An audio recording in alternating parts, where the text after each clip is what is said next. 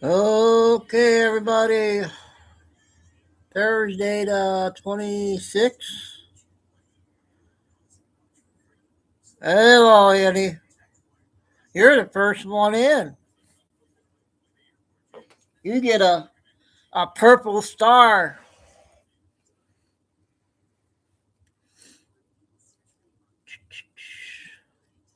Oh wait, you know what today's date is? That's an odd number, Annie. It's the 26th, year 26, and the date 26. That's odd.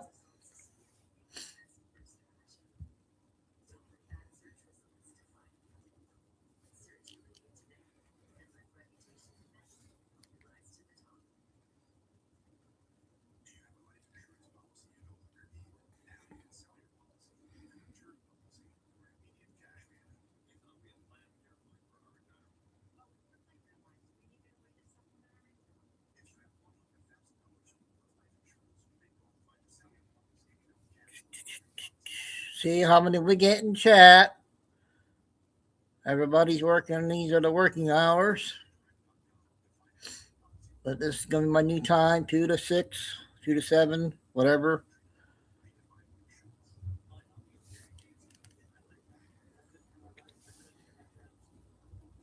Carol.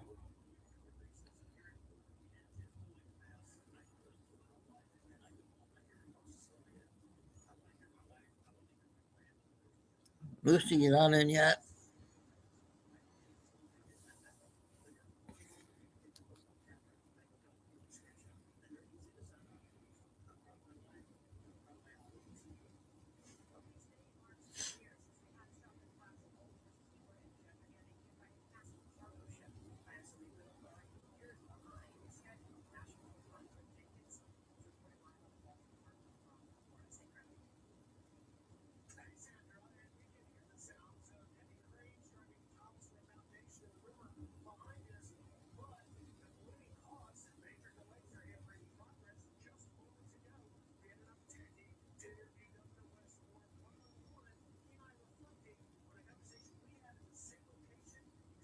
It's the same script.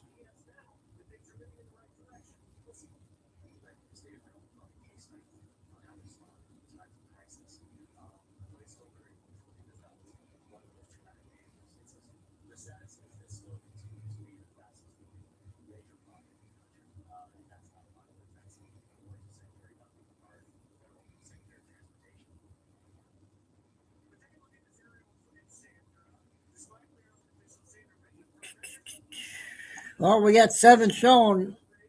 Auntie, but only you in chat. Now we got 9.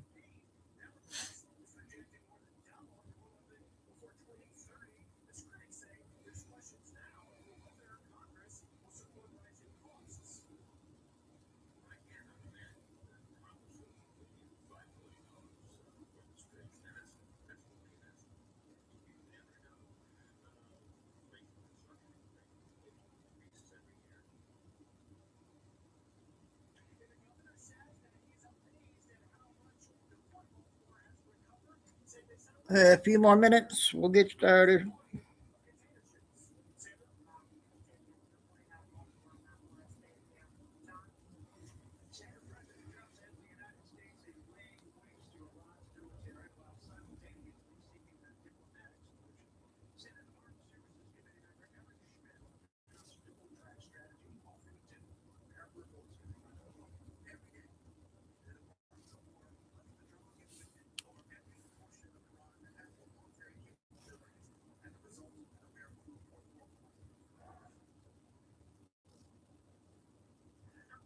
Takes a few minutes. We get people in the chat.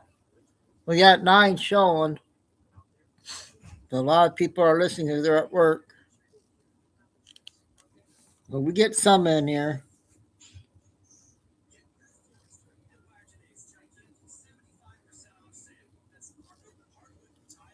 So I'm going to go ahead and get logged in and get going. We got a lot of intel to get out.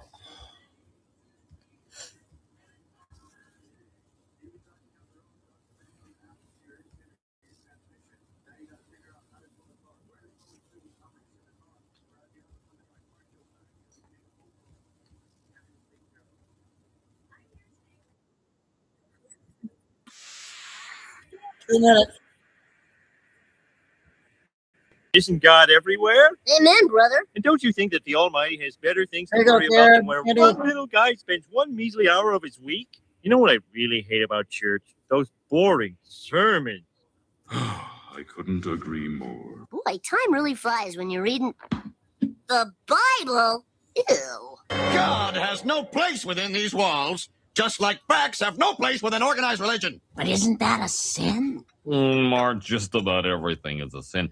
You ever sat down and read this thing? Technically, we're not allowed to go to the bathroom. If the Bible has taught us nothing else, and it hasn't, it's that girls should stick to girls' sports. You reject Satan and all his empty promises.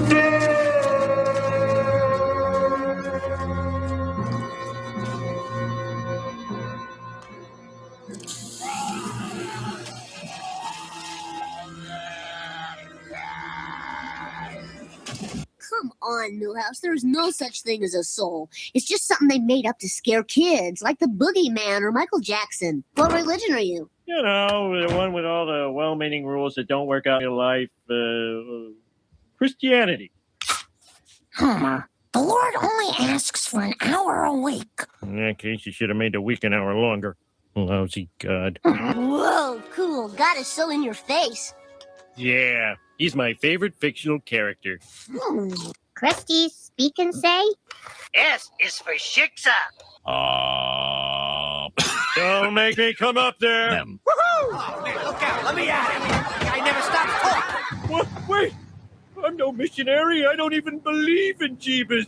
Let me out. Sorry, no can do.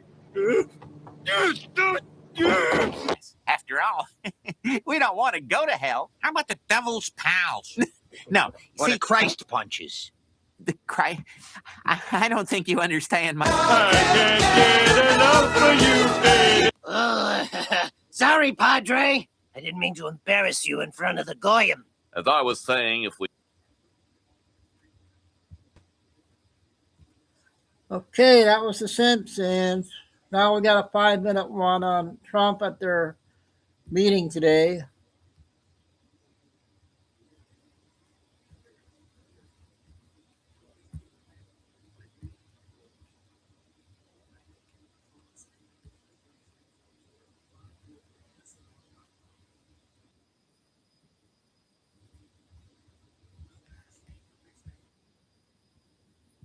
Democrats are in chaos right now, and Maybe about 6 minutes. they have no common sense. You know, they have one quality that's amazing. They stick together. And it's harder because they stick together in a ridiculous policy like men playing in women's sports, open borders for everybody, including murderers and anybody else that want it. We're open to you. Come in, murderers. You know why they do that? They do that for a couple of reasons, but they do it for votes because they think they're going to vote for the Democrats, even though I did great with the Hispanic vote, tremendous with the Hispanic vote. You know, I turned that whole thing around. The Hispanics like me and I like them. And you know, it's interesting with the Hispanics. When I built the wall, everybody said, oh, that's going to ruin us for the Hispanic. It was just the opposite. They know all about immigration and they know all about death and crime, and they're smart people and they have common sense. They wanted to be protected from the people that were coming into our country. So, you know, I won the election with a very tremendous Hispanic vote, and I think it's higher now than it was then. So we're a party of common sense. The Democrats are a party of insanity. They're a party that will destroy our country. If I didn't win this election, I believe our country would have been destroyed by now. 1 year, that's all it would have taken. If you had Kamala or Sleepy Joe, either one, it wouldn't have mattered. They're the same thing. Two sleepy people, two stupid people. I believe, and by the way, Gavin Newsom, who is one of the candidates, I believe he took himself out of the running when he says he suffers from mental disability. And a reporter said it was terrible that I talked that way about somebody with mental disability. I said, I have no problem with it, but I don't want a person with mental disability to be my president. I mean, you don't want to have a person with mental disability being your president. And Gavin Newsom said that he can't read a speech. He can't do almost anything. And then he said he's as dumb as all the people in the room. And he got accused of being a racist, which was an amazing thing. I thought it was the worst interview I've ever seen anybody give. He's actually a very stupid person. So I believe he's out of the running. I think that statement, that interview, he admitted that he's a stupid person. I don't want a stupid person being president. You know, I'll say it right now. I say it because no press never reports it. I'm the only president that ever took a cognitive test. I took it 3 times. It's actually a very hard test for a lot of people. It wasn't hard for me, but it's a cognitive test. It starts off with an easy question. And by the time you get to the middle, it gets tougher. By the time you get to the end, very few people can answer those questions. They get very tough mathematical equations and things. I took it 3 times. I aced it all 3 times in front of numerous doctors that I have no idea who they are. And I was told when I went in, they said, Doc Ronnie told me, this, my current doctors who are fantastic doctors, they said, well, if you take it, you know, it's Walter Reed. It's essentially a public hospital. And if you do badly, it's probably going to get out. But I aced it. I got them all right. And one doctor said, I've never seen anybody get them all right. I've been doing the test for 20 years. I want people, I would love to see anybody that's a president or a vice president or anybody that has any chance of being a president. I would like to see them take a cognitive test, because we had a man in this office that had no clue what was happening. And let me give you a little secret. He wasn't a smart man 30 years ago. And I'll tell you about President Obama. He wasn't a smart man either. I know all about him. He wasn't a smart man, highly overrated. He was a great divider. And our country can't go through that anymore. Can't go through. We have done an amazing job. I had to do a little stopover. I call it an excursion.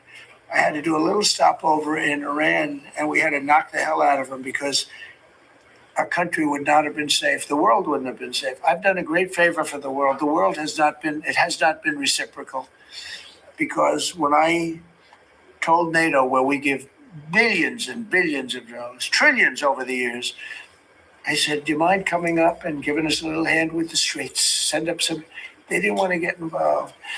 And I believe that's going to cost them dearly. Thank you very much, everybody. Okay, that was earlier today. Next one is off about 4 minutes.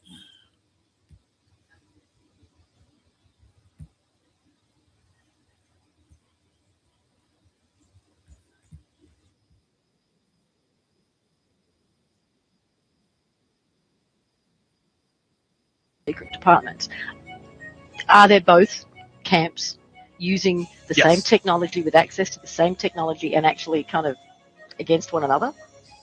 Yeah, I mean, for all intents and purposes, there is a war going on in America that nobody knows about.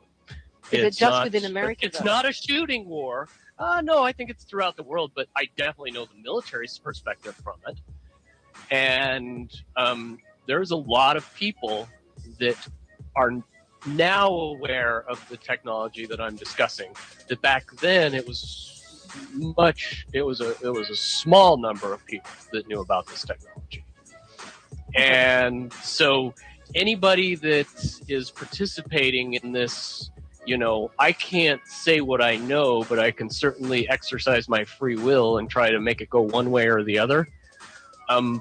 There's people trying to create the end of the world, and there's people preparing for the end of the world and, you know, surviving it. The people that are preparing for the end of the world know about it and are trying to prevent it would be called the white hats. The people in favor of ending the world and covering up the mistakes of the elites and the politicians are what you say the black hats. The people that are stuck in the middle, that's pretty much 99% of the population. Yeah. We don't have any choice in what's going on. But we do, don't we, by exercising our free will for a better future. In timeline 1, we hit this wall, humanity awakens, and those that are in what we call the elite, they karma catches up with them basically, and they pay the price. In time, and let me suggest that karma should catch up with them way before the end of time.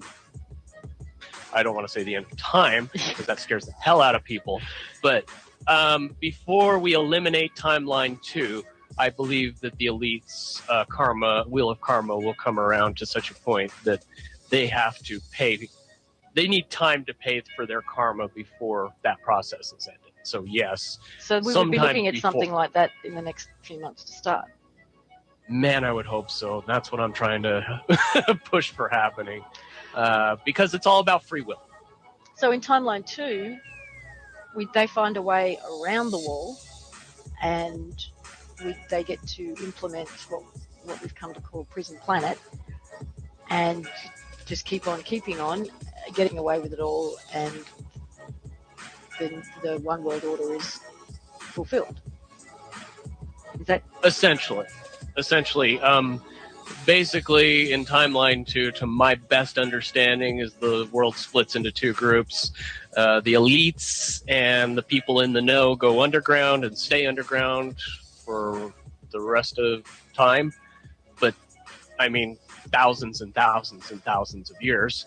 And there's a group that survives, much smaller, on the surface of the planet. And they go on in a much different way, but duality never ceases to exist. I'm sure they're given another opportunity 26,000 years later, and everybody's allowed to get off the third density, roller coaster eventually. But certainly the evidence that I've seen suggests that there is a reality that does exist that is not our reality that has this. So that was interesting video. I don't know what they were talking about.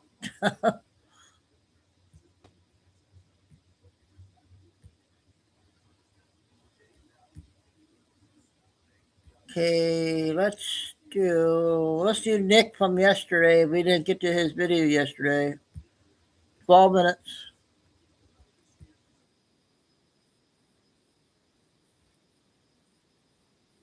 Media coverage.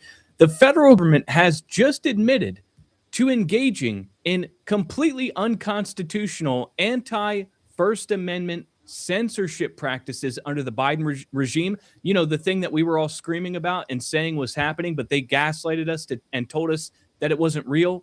They just admitted it and have entered a settlement, a consent decree, I should say, barring them from communicating from these big tech platforms for a period of 10 years as a means of avoiding giving up the goods and showing all their cards on just how bad it was. Now, ladies and gentlemen, this story has massive implications for people like you and me, people that witnessed this firsthand, that experienced it firsthand. I was banned off of YouTube in 2021. I was banned off of X in 2021, formerly Twitter.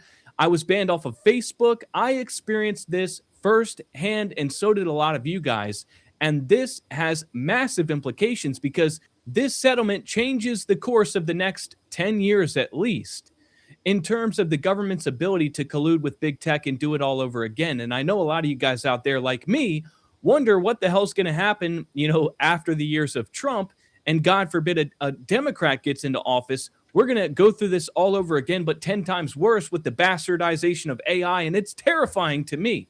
But now we have a major victory which sets a precedent going forward. And because of this decision, from this point forward, anybody who gets censored by big tech as a result of the government forcing their hand can use this as the gold standard to fight it. And it's going to, obviously be laughed out of court. Now, we've got this 12-page consent decree between the plaintiffs and the federal government, and it is absolutely astounding what the government is admitting to here.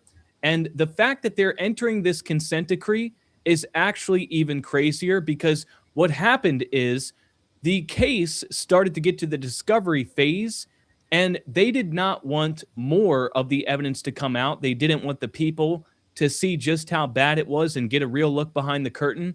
So they've entered a consent decree and completely surrendered and admit to wrongdoing without having to show all their cards. And it's just absolutely wild. And so I want to walk you guys through this. But speaking of the government being corrupt and withholding information, Medicare is no different. And that is why I partner with my friends over at Chapter. I've actually witnessed the Medicare system in full effect firsthand with one of my relatives. And that is why I partner with Chapter, because they're a data-driven company. They are salary-based employees, and their job is to look through all of the available plans and make sure that you are on the plan that actually fits your needs. Now, you could be overpaying for your healthcare coverage because, a lot of these Medicare brokers out there, they only show you the plans that they are already set up with. And so you may not be on the best plan for you.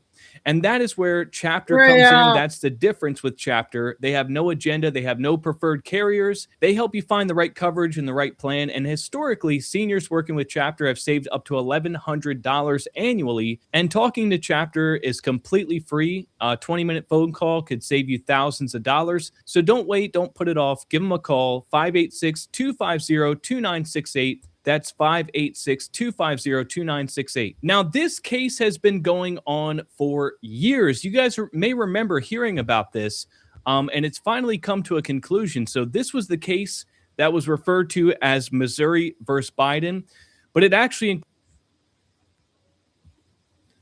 Okay, Margaret. Is this the Margaret from Cleveland? I can't remember where you're from. I remember a Margaret. Yeah, it's been a long time. We've been back for a few months. Trump won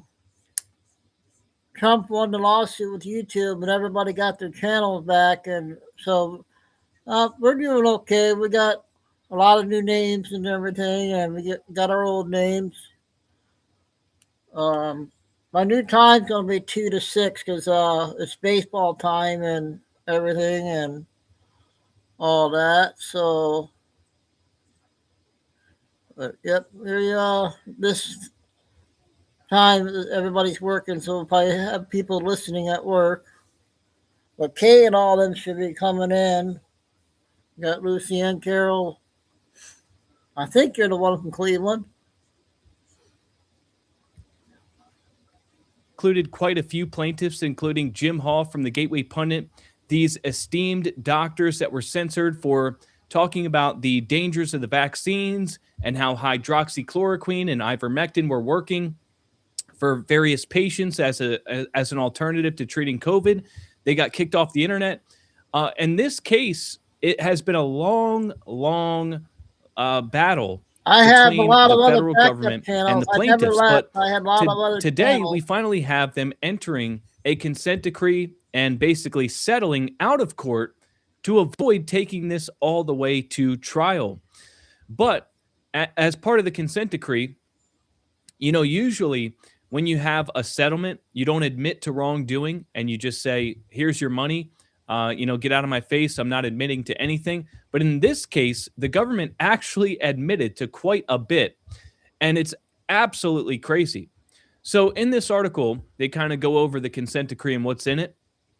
And they say the government admits that unrelenting pressure from certain government officials likely had the intended result of suppressing millions of protected free speech postings by American citizens, and has agreed that the government cannot take actions formal or informal, directly or indirectly, to threaten social media companies with some form of punishment unless they remove, delete, suppress, or reduce content containing protected free speech. Now, this case has already exposed so much. There's already been so much evidence that's come out. And this consent decree, this agreement is basically, we had obviously a changing of hands with Trump taking back the White House in 2024. And so the administration has basically rooted out a lot of the corruption. And so this is Trump's administration basically saying, yes, this happened. This is all true. We are verifying it. We're admitting that the previous admin really screwed up and did all this unconstitutional stuff. So let's sign a paper admitting it, putting it on the record, and making it a rule that nobody is allowed to ever do this again. So instead of dragging this out in the courts, the federal government is just laying down and surrendering and saying, yes, this happened, and let's codify it into law to make it so that it can't Margaret's happen back. again. Now, you guys probably remember the Twitter files where it was Here's up revealed top, and that Lucy. while Jack Dorsey was the CEO of Twitter, and it was also revealed by Mark Zuckerberg of Meta, that basically under the Biden regime, and a lot of this was happening within the DHS and CISA, the Cyber Infrastructure Security Agency. They had set up these public-private portals between the big tech companies and the government, where basically the government could say, hey, Robert F. Kennedy Jr. just said something that we consider misinformation about COVID. He said that the vaccines are dangerous and cause myocarditis. Well, then the people over at Twitter or Facebook would get a notification. They would go search for the post and they would take it down. And we were told that this was not a violation of free speech because it's not the government taking down the post, it's Twitter or it's Facebook. But come to find out, there was a lot of coercion going on. They were threatening regulation and they were threatening with litigation against these big tech platforms, which basically made them feel that if we don't do what the government says, then we are going to face consequences. And this was the government forcing the hand of the big tech companies to do their bidding. We also learned through the Twitter files that platforms like X and Meta were completely infiltrated by former FBI and CIA officials that were retired, so they were no longer in official capacity, but they were doing the bidding of the government without the label FBI or CIA because they weren't officially acting within the government. They were in the private sector. But this was obviously a means for the government to enforce their censorship practices through their spooks that were littered throughout these platforms. And it was so bad, you had curly-haired Mark Zuckerberg, after he did some jujitsu, he had a come to Jesus moment. He came out and went on the Joe Rogan podcast and admitted that he participated in the censorship over the Biden laptop. And he said they were in calls with the FBI every single day. They were in meetings with the FBI all the time, and they were twisting their arm. And he felt like, as a big tech executive, that he was powerless and helpless, and he had to do it because he didn't want to get the weight of the most powerful government in the world coming down on his company. And on one hand, I think it's a BS excuse, and on the other hand, I can understand it. But just take a look at this. So the size and scope of the Biden censorship complex was enormous, affecting tens of millions of accounts posting online. The federal government had constructed a complex array of entities in order to coerce and threaten social media companies to cooperate in silencing dissident political speech. In just one request for takedowns, the FBI demanded Twitter delete 929,000 tweets they claimed were foreign speech they disliked. So they were calling, people Russian bots and foreign agents, even though they knew that wasn't the case, in order to justify censorship. The government tried to create a real-time monitoring and flagging of content it disliked, which at its peak, get this, was flagging 2.5% of all tweets on Twitter as potential misinformation. The FBI was hosting weekly calls with big tech companies prior to the contested and notorious 2020 election, where they were demanding specific stories and comments be censored. And so at the end of the day, after all that, and after fighting this in court for years, taking this to the Supreme Court, then, they were told at one point and persevere. And then the Department of Justice, on behalf of the government, finally voluntarily entered into a consent decree. In that consent decree, the government agreed not to participate in mass censorship of Americans, admits to wrongdoing, and this sets a major precedent. And so, ladies and gentlemen, as a huge proponent of the First Amendment and free speech, I am tickled pink by this news. This is a great victory. And so, ladies and gentlemen, if you like the video, leave a like and subscribe. Turn the bell notifications on. Call our friends at Chapter to make sure you're on the... Okay, we got first Nick video. I think got Trish coming up here. Our first Trish.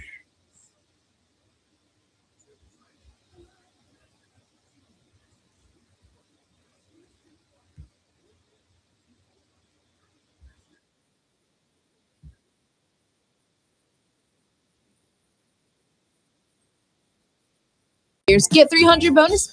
Ilhan Omar. Oh boy. We can't go a day without talking about Ilhan, right? Ilhan Omar, we're asking where's the money, okay? So there's a big article this week in two of the local papers where they're saying, hey, she hasn't actually come forward with any of the things that they've requested from her. So she's just like blatantly ignoring the law. Can we hold her in contempt or something? Because I don't think you can do that. James Comer is like, I need this, I need this, I need this. He's going, by the way, international. He's going to Somalia. He's going to Kenya. He's going to South Africa. He's going to Dubai, looking for more bank records and business records of Ilhan Omar's hubby. Okay. Sorry, guys. I think we did play that one. Hey, here's a new one. Remember this one? Not. People have them tattooed on their bodies. They wear them on t-shirts. They say them like they're reciting gospel. And that's exactly what the people who wrote them were counting on. That you'd be so mesmerized by the poetry of the phrase that you'd never stop to ask who the people actually were. They weren't you. They were never you. In the summer of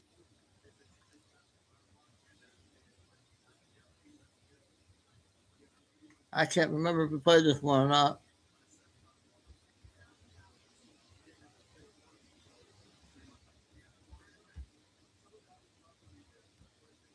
Oh, can't play that one.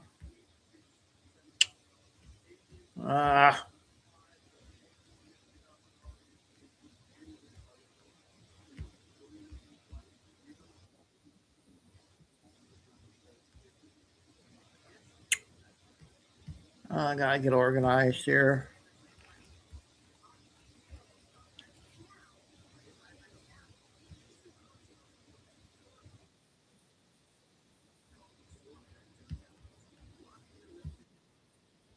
Absurd subpoenas. Jack Smith asked the court to grab 20% of GOP senators' phone records with zero evidence.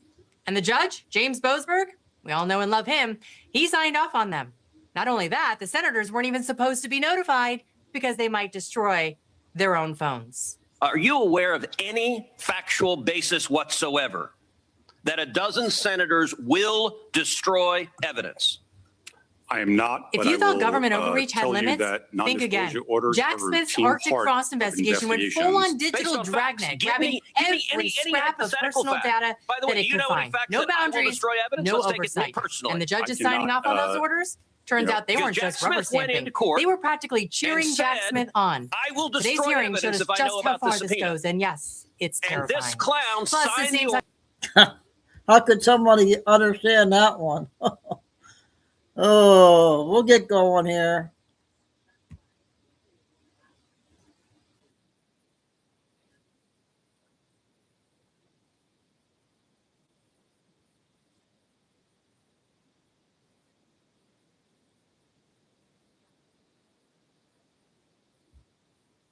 This one is new. 8 minutes. And me. Now we're in exile, time to make.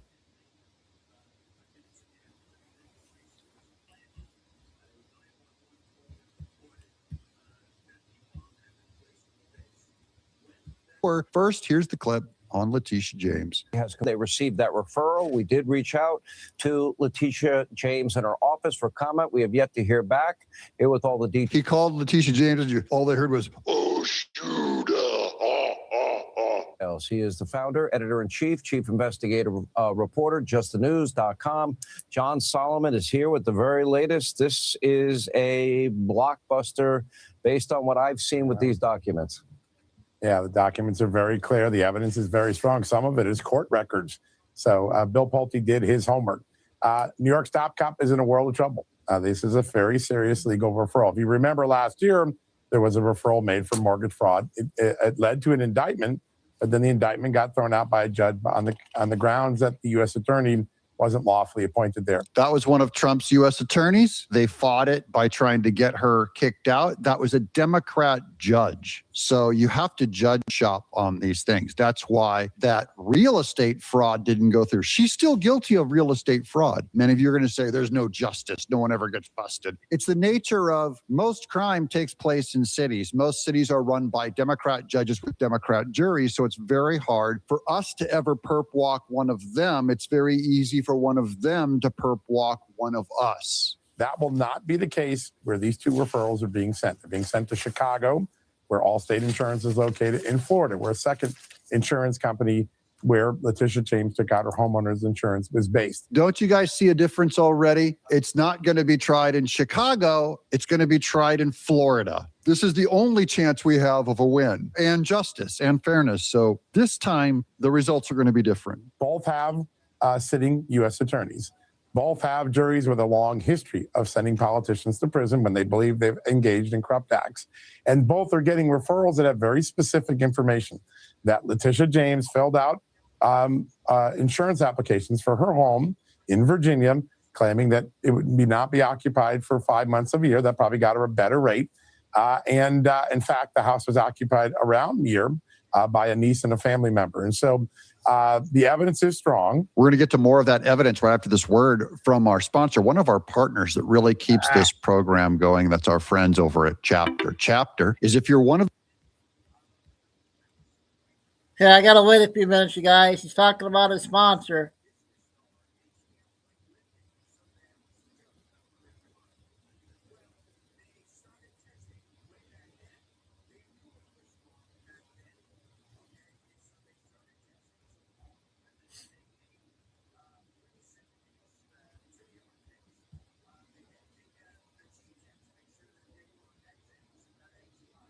Call at 631.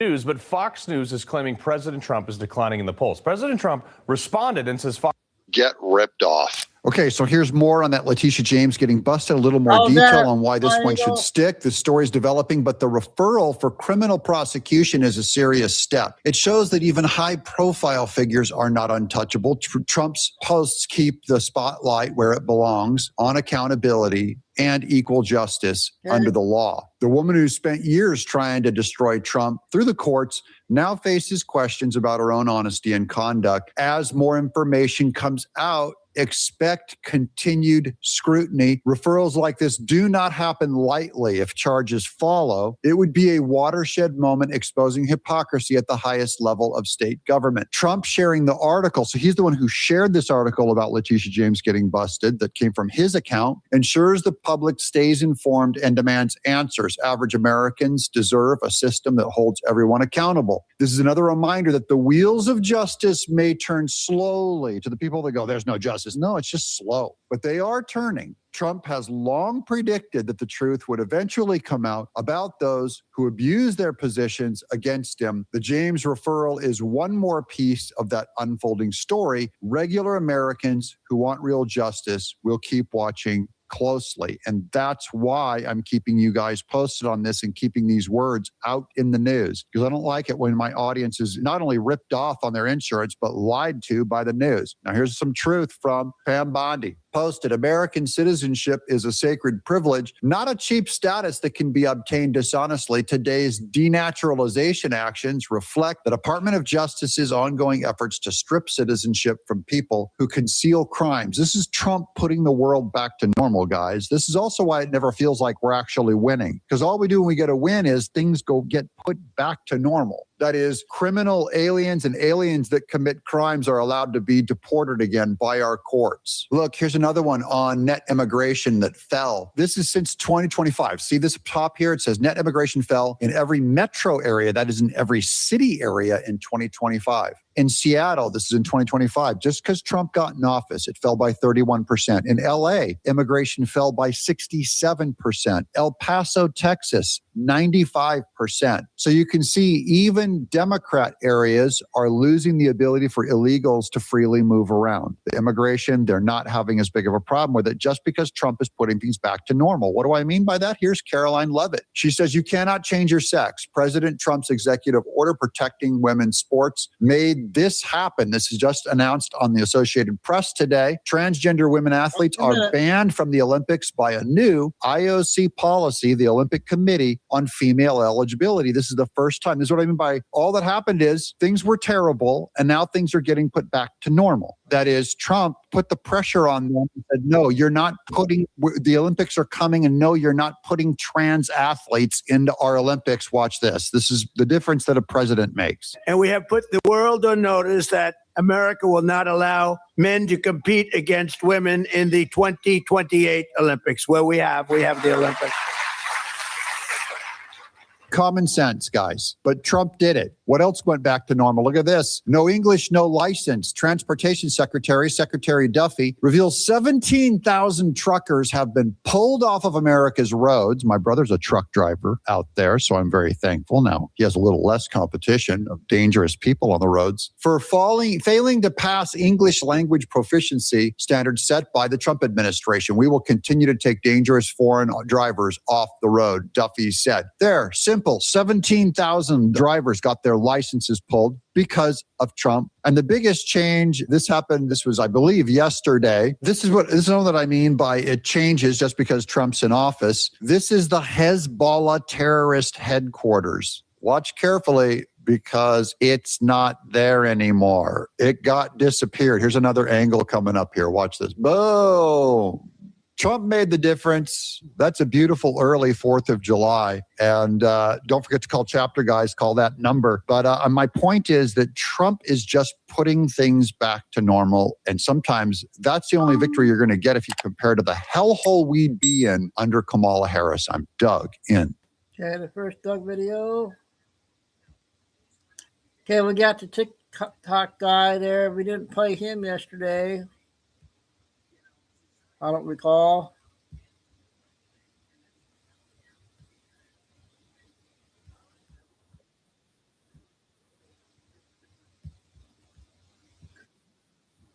'25th, the year of our Lord, 2026. This is not breaking news, but it's information that I want to give to the people. I think most people know this, but the Schumer Marxist shit show, these people are flat out lying to the American people.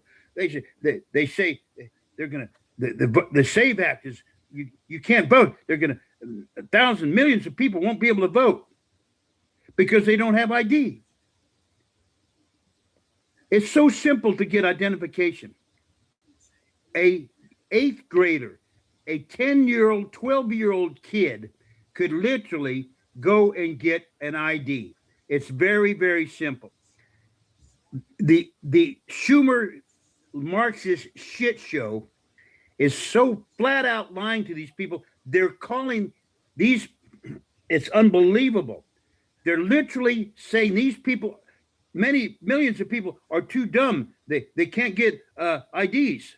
Oh my God. It's unbelievably stunning.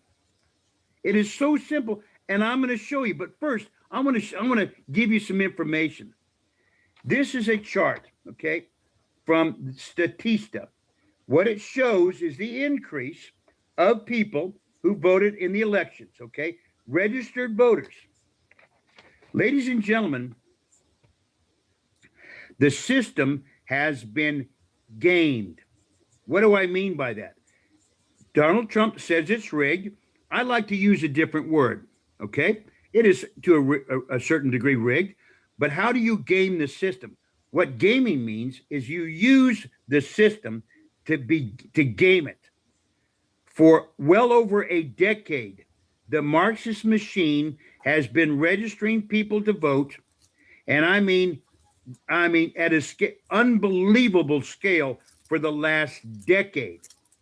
Actually, In my documentary, I talk about since 2004. In my book, I talk about since 2004, the Marxist machine has been on this registration campaign. Remember Mark Zuckerberg? He spent almost $500 million get out the vote campaign in 2020, okay? In June of 2020, he put up almost $500 million to register people to vote. That's what the game was. He registered almost 5 million people in 5 months. That's what take my word for this. I have the documentation, okay? They were registering anybody, putting people on the voter rolls that were deceased, out of state, not citizens. It's a longer story. If you go to preservingamericaepac.com, you can watch our 4 documentaries for free. And I talk about how the system has been gamed, and more importantly, how when you register to vote in anywhere, okay, there's no way let me explain this. When you fill out the form, you check a box, I'm a citizen, okay? And then you sign it under perjury of law. All the information is true. Here's the interesting point. When you check the box, I am a citizen, the registrar, the county registrar, cannot check to see if you're a citizen. Up till recently, and it's not completed yet, there's no database for anyone to check in the county registrar's office to check if you are a citizen. What has always been, the county registrar's office relies on the honesty of the person filling out the registration form. There's no way for them to check if you're a citizen. The system has been gamed. I'm going to show you real quick. If you want to register to vote, okay, and get a proper ID, all you have to do is Google, how do I get my birth certificate? You will go and you'll get this form, usa.gov. And this form will say, it says how to get a certified copy. Okay, it's backwards, but how to get a certified copy of a U.S. birth certificate. There's the form. They will direct you to, you can actually call them. If you go to usa.gov, and they'll actually have a phone number that you can call. Say, how do I get my birth certificate and get a real ID? A driver's license is not actually a form of identification, okay? It's a privilege, it's a license of the privilege to drive on the streets, okay? More importantly, you will get a form, okay? That you can get this online. Basically what it is, it's a application for a certified copy of your birth certificate. There's 2 boxes. I would like a certified copy, or I would like a certified informational copy. You check the box, I would like a certified copy. You fill it out, put your name in there, and then you put at the bottom, okay, at the bottom here, you put your name, your date of birth, where you were born, and your mother and father's name. They check that, they find the copy of your birth certificate, and they send it to you in 3 to 5 days.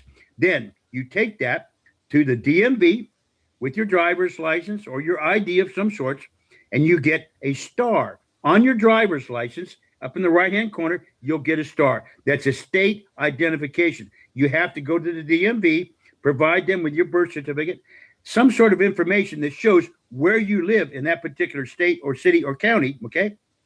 Then they'll give you what's called a real ID. Once you've done that, and it's very, very simple, 2 steps. Fill out the certification, the birth certificate application, send it in, 3 days, you got it.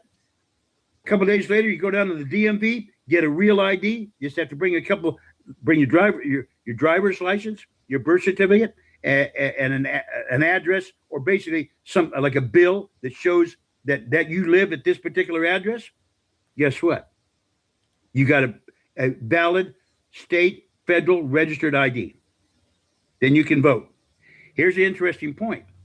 When people vote in our elections coming this November, okay, whether they're registered or a citizen or not, whatever, when you go to the ballot place, okay, where you cast your vote, you're going to have to show an ID. if the SAVE Act passes. It's just an inch away. When you want to vote, you're going to have to show a real ID, okay? The driver's license with a star on it. If you can't prove, that star proves you're a citizen. If you go to vote and you don't have that star on your license, they won't let you vote. The Schumer shit show, the Schumer Marxist shit show is lying to you big time. And they're telling millions of people they're too stupid to get ID. This is going to disenfranchise millions of people. No, it's not. It's going to secure our election system because the system has been gamed by the Marxist machine in this country. And guess what? It's no wonder Americans in this country don't trust the system. Now, with the SAVE Act, the Save America Act, the I guess what you might say, the trust that we used to have in the system is going to come back. God bless you. This is the Marxist political warfare, I guess, tactic to wipe out the trust that you have in our system. You can watch our document. Okay, that was another good one from him. So I was hearing that Saturday, I guess it's a King Day. There's going to be a lot of protesting Saturday, I think.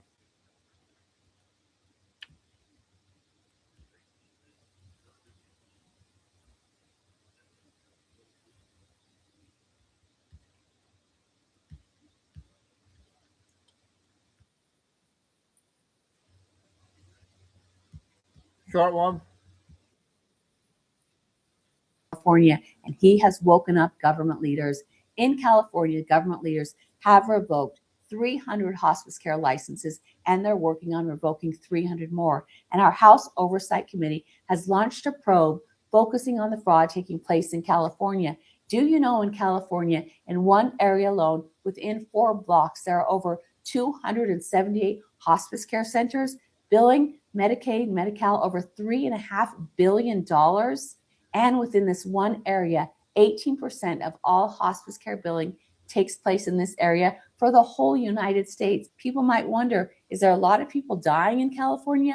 Actually, they're not. There's a lot of fraudsters focusing on the elderly and the vulnerable, signing these people up for walkers, wheelchairs, whatever they need. They're going to sign them up. Sign them up, get their Medicaid number, get their Medi-Cal number, and sign them up on hospice. Billing hospice billions of dollars for people who are not even sick. People don't even know they're on hospice until they need medical attention. They go to the doctor and they say, you're actually on hospice. My son, Nick, Shirley, and I were focusing on fraud one state at a time. If our government leaders are not going to do it, we are going to do it. We are sick of our taxpayer dollars going towards fraudsters. Let me know your thoughts on this one. Nick Shirley does it once again. This time she does short clips. Okay, let's get Vinny's first video.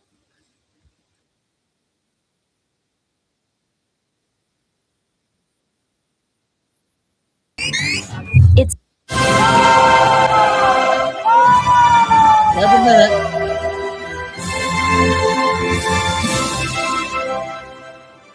Turns out people don't like being erased and having their cultures destroyed by foreign invaders, no matter where they are. Turns out that it's totally and completely immoral. It's what happens to a broken and completely humiliated and demoralized society. And Europe is trying to buck the trend that they started, the globalist trend of swamping your nation with infinity foreigners by electing right-wing parties that are going to be deporting. This is the main political energy throughout the continent of Europe right now. In 11 different countries, the right-wing pro-deportation anti-Islamist party leading in the polls. In places, of course, that you would expect, like Poland, but also in the United Kingdom, in France, and in Great Britain, and in Germany. All of these things are a result of this. This, ladies and gentlemen, is what replacement looks like. There shouldn't really be Muslims in Europe because Europe isn't Muslim. Europe is traditionally Christian. But here you can see in some states over or close to 10% of the population now Muslim. Check in a couple of years or decades, and Europe will be lost forever. It will be Islamic. That's the way these things go. Islam is not really a religion. It's a conquering political philosophy more than anything. And you're seeing here in France, Germany, UK, Sweden, Bulgaria, nearly 10% of the nations are Islamic. And of course, that leads to crime. That leads to horrible breakdowns in the cultures themselves. It leads to total erasure of the culture, filth, disease, and terrorism. And this is the way that you have to deal with that. Here's the border of Poland showing Muslim invaders sawing through their metal fence and trying to bring a ladder through so that they can bring more Muslim invaders in to parasitically live off of the welfare states of Europe. And this is, of course, what you must do. This is how you must treat the foreign invader. My Poland is a Poland without illegal migrants. Poland is where instead of integration centers, there are deportation centers for those who want to destroy our safety. And now it looks like finally the people of France have woken up. France, again, nearly 10% Islamic. It looks like the reversal may well be here. Of course, it is upon the nation of France that the Muslim invaders were first turned back thousands of years ago from conquering Europe. Breaking news, the results of local election in France already in, and the RN party in blue, the right-wing patriots, swept away the left-wing candidates in red. Everything points to the left being destroyed. Look at this. So this spells doom, of course, for Macron's party, libs and left-wingers. Europe is rising. Marine Le Pen's RN party smashes all-time polling record. Obviously, there are very, very positive signs all throughout the land of France. The RN party just won over 40 French cities in local elections, including in Nice, having absolutely crushed the left-wing alliance. Is completely unprecedented, an absolute revolution. 40 cities, an unbelievable 70 cities in France's local elections. A national revolution is occurring. Marine Le Pen, the head, sort of the figurehead of French culture, France first movement, if you can call it that. And everywhere that she goes, she is swarmed. She is an absolute and total legend. Ladies and gentlemen, election across Europe shows continued political shift to the right. Marine Le Pen's RN party makes massive gains ahead of 2027 presidential election, including winning mayoral race in Nice. Germany's AfD doubled the results of the state elections, securing the best finish ever, driven by young voters. Slovenia, former prime minister and his populist Slovenian Democrat Party is tied with the incumbent left-wing party. You can see here the celebrations in Nice. As other right-wing candidates scored big victories across France. This swells your prostate. This swells your prostate. This. Big rallies here in Nice. Huge victory for the right in France. Thousands flooding the streets, celebrating Eric Cotte's massive surge and conservative victory in Nice, a very big city. Common sense is winning. He ran on stopping criminal migrants in Nice, the south of France, of course, where the vast majority of criminal migrants land, went hardcore right-wing. This is how it works. Is it too late? I don't know. A week in polls show right-wing parties in Europe. France is number one. AfD is number one in Germany. Brothers of Italy is number one in Italy. FPO is number one in Austria. Reform UK is number one in the UK. And in Hungary, of course, the Western world is embracing common sense politics and not suicide. Because that's what you do when you turn over your nation to foreigners and Islamists and people that have zero in common with your traditions or society. That's what you do. The right wing Anti-Islamic migration, People's Party of Denmark, just more than tripled its vote share after tonight's election. All of Europe is waking up. Closing Denmark's borders, limiting asylum, and deporting refugees. This is what happened in the Denmark right-wing People's Party, tripling their share of the vote. Huge win in Denmark. Voters are fed up.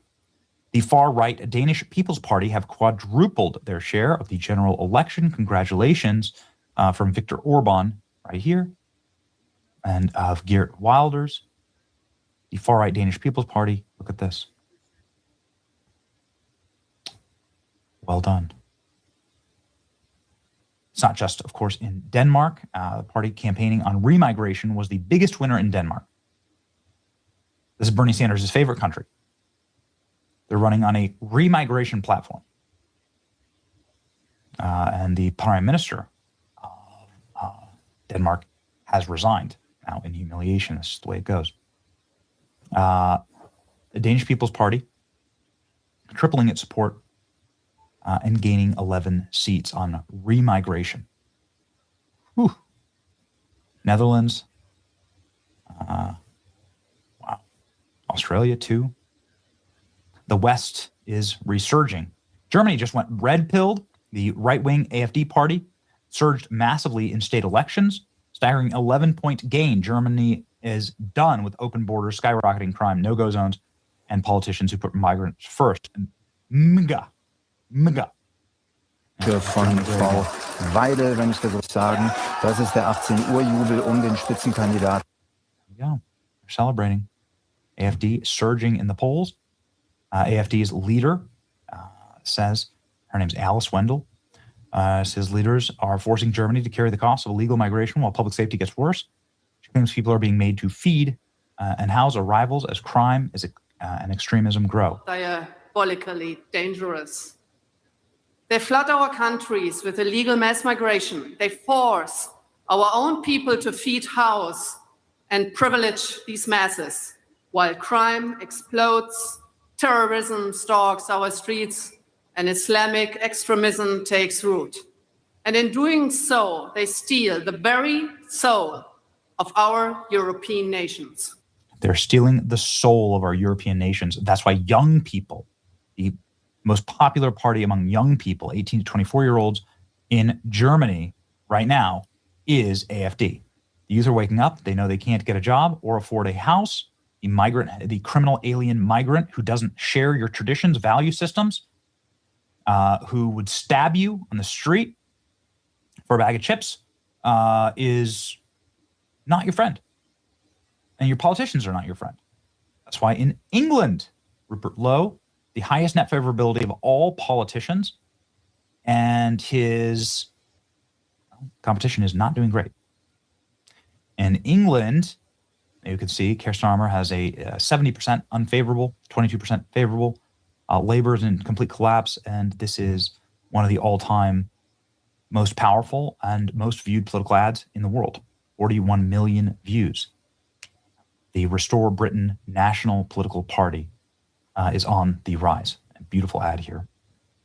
By the way, just a farmer wandering around his farm saying, we need remigration. We need to say you people are not part of our culture. You're not part of our civilization. And this is a failed experiment. I think that's what's coming next, frankly, for Europe. Is it too late? I'm not sure. I don't know. But we're going to cover the good news here. Okay, our first Benny. We got Billy coming up.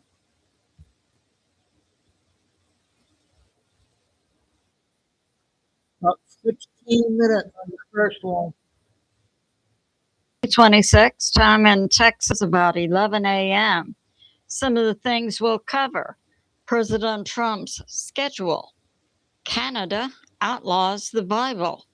And the U.S. military, the plan is working. So way to go. Let's get started. So I have a Patriot subscriber who says, we've had chemtrails 24/7 here in Plano, Texas for weeks. The sky is not blue, it is white. And she believes this prompts the sun to act like a heat lamp. So that's going on.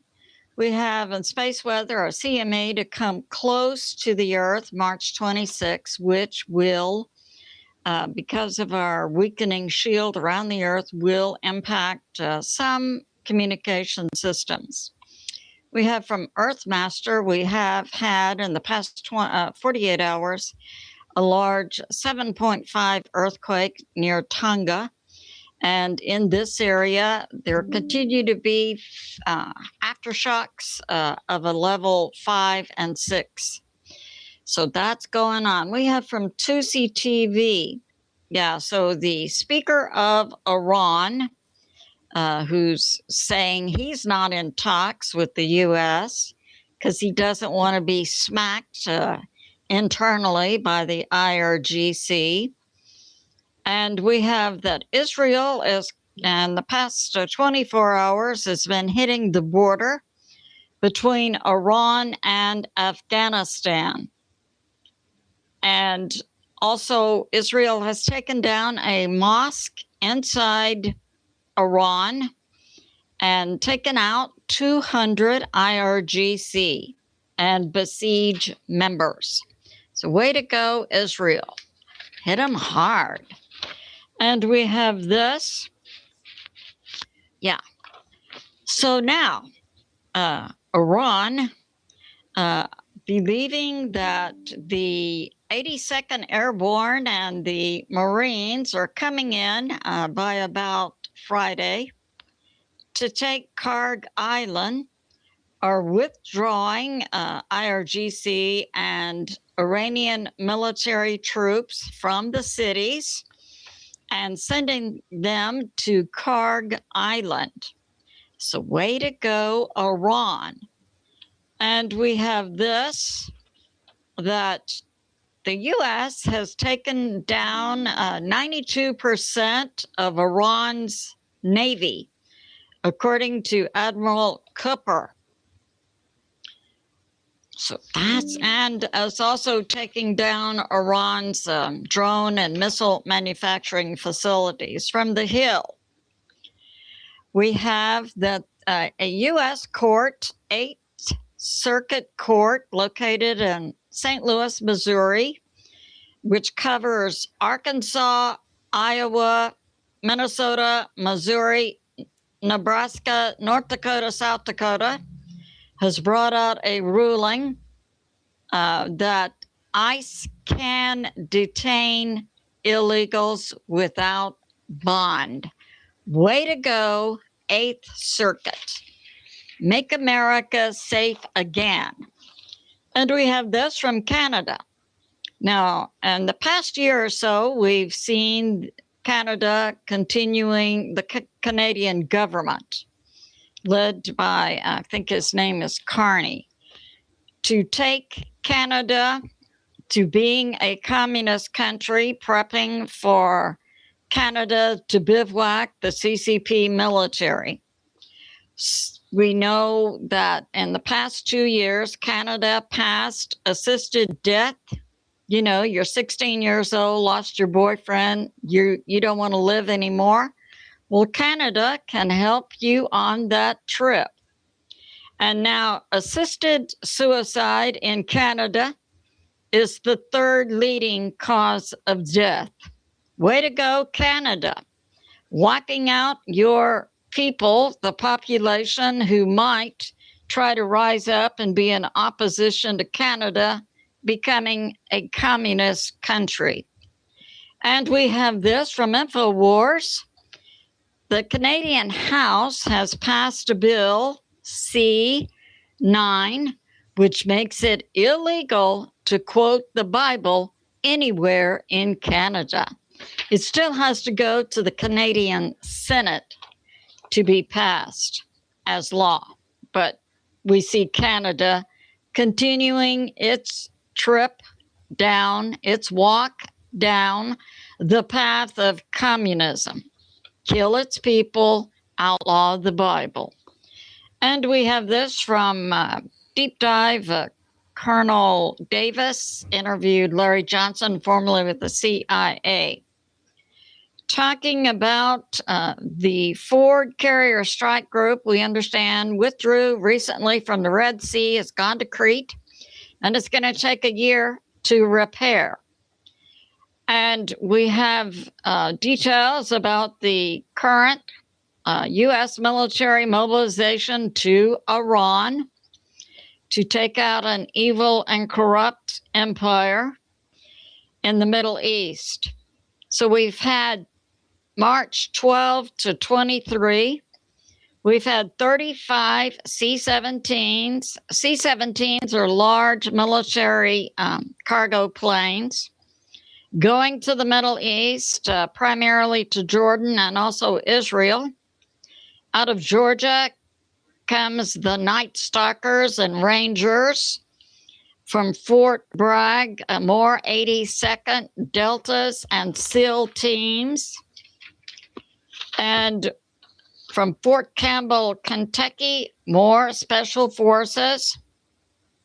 SEAL Team 6 is going to the Middle East along with Delta Rangers 82nd to be in place during President Trump's scheduled 5-day pause. So that's going on.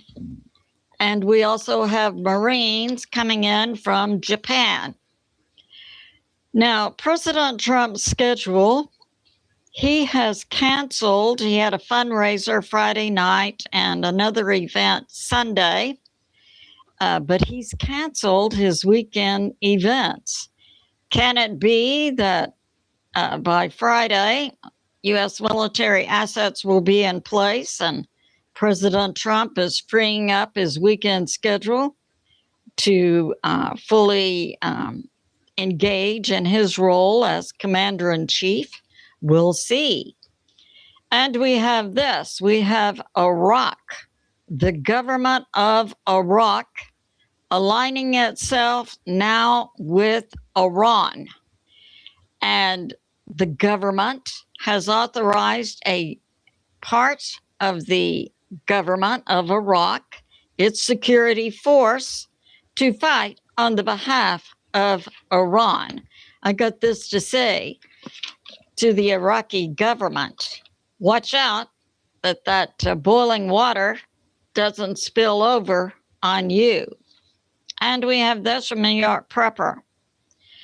So we have, we had yesterday, we have TACAMO planes up in the air. These are our surveil and defense planes that can communicate with our subs underwater and other locations, looping over certain areas in the U.S., including Oklahoma and New Jersey. And don't forget, I put out in a recent video, it appears that that explosion fire at the Valero plant located in Port Arthur, Texas, may have been an Iran sleeper cell hit. So that's going on. We have U.S. refuelers up. Not sure if you saw the news, but Fox News is claiming President Trump is declining in the polls. President Trump responded and says Fox News. And from the East Coast and moving across the Atlantic. So we have additional refuelers moving to the Middle East. Now, this is coming out that China has ships operating around Guam and Hawaii, mapping the ocean floor. And we know Xi in China appears to be on the precipice of a coup. So that's going on. From Promethean Update, we have President Trump putting forth that he's engaging in peace talks with Iran. And some sources are saying that forces inside Israel are trying to block these peace talks. But this is coming out from Promethean Update. We do have certain Middle Eastern countries engaging with President Trump to engage in peace talks with Iran. This includes Pakistan, Turkey, Egypt, Saudi Arabia, Oman. And as Promethean Update accurately puts out, we don't see the involvement of the UK, nor NATO, nor the EU. Nope. And we have this. Pakistan has offered to be the Middle East location to host these peace talks. And we have President Trump engaging in his peace talks, Middle Eastern countries who are also members of President Trump's Board of Peace. So that's going on. In Lebanon, we have the Lebanese government kicking the Iranian proxy Hezbollah out of the country. Way to go, Lebanon. Make Lebanon great again. And we have this. Yeah, so we see President Trump working his plan on behalf of Keep America Safe and Great Again, engaging against nations that participated in acts of war against the U.S. when these nations orchestrated and participated and brought about in the 2020 U.S. presidential election a coup inside the U.S. This includes Venezuela, Cuba, China, Iran, Canada, Serbia, Italy, plus other nations. So one by one, these nations will be taken down. And we have this, that 2CTV brings out that back to the 1980s, President Trump saw Iran as being a clear and present danger to America. So that's going on. And we have this from Israeli News Live and Stephen Danoon's channel, plus my own position. It's been my position for several years now that Zionism, believing that Israel can do no wrong, is a political belief, not a religious doctrine. And Israeli News Live hosted Dr. Chuck Baldwin, and who also subscribes to this view. And that Iran appears to be using new tech, most likely Russian, to impact the U.S. military and the military of Israel. And we have this, yes, that Zionism, as I said, I believe is a political belief that some could describe as being a death cult engaging in ethnic cleansing. And it is in opposition to Christian beliefs. So that's going on. And we have this from Martin Armstrong, globally famous economist, who uses also his predictive software Socrates, talking about when allies become liabilities. And Martin Armstrong believes that, Pakistan is helping the U.S. and that it's possible we will see regime change, not only in Iran, but also in Israel, in the best interest of the U.S., Israel, and world peace. So that's going on. And from Breitbart, we have that Israel's Defense Minister Katz today announces that Israel's military, and Israel does have a top-class military. Israel's military has taken out another Iranian IRGC leader, Admiral Tanziri, plus other IRGC leaders who are in charge of blocking the Strait of Hormuz. So that's going on. So it's good to be in prayer for America, President Trump, the U.S. military, and world peace. I love you, and I'll see you soon.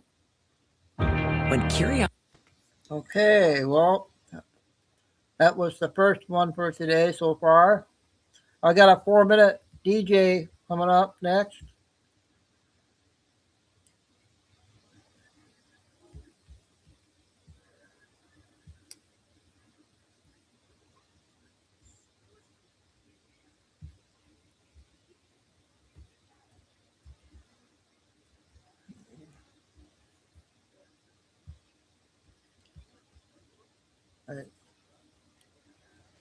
I got to figure out where it's at now.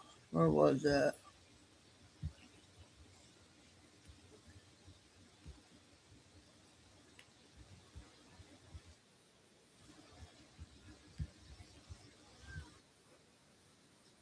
Eastern Standard Time on January the 20th, 2021, when it specifically says the president's term is to end at noon.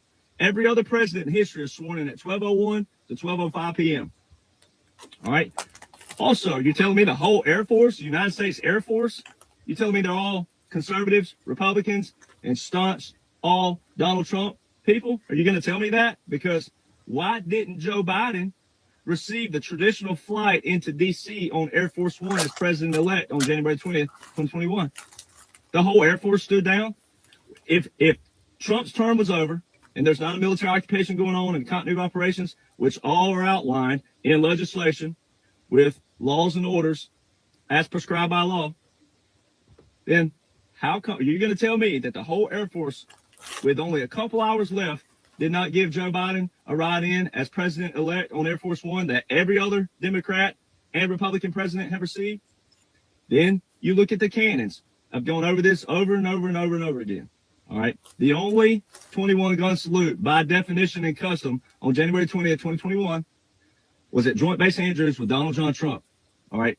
And too many people don't pay attention to terminology. I've never said Joe Biden is dead. I have said that Joe Biden received a military funeral service by customs on January 20th, 2021. Because if you go all the way back to Nixon, they don't have many pictures before Nixon of the cannons with every president on Inauguration Day. But Nixon all the way up, 4 cannons, 21 guns, 4 cannons. But it's the date of as well. Sure, when a president dies and you know that they have deceased, they're dead, right? Yes, on every military installation base across the nation, starting at noon, they fire 4 cannons, 21 guns with 1-second intervals. All right, but we're talking about January 20th, 2021, Inauguration Day. Yeah, 2 to 6. Arlington National Cemetery. The only cannon shown all day long for Joseph Robinette Biden Jr. was at Arlington National Cemetery.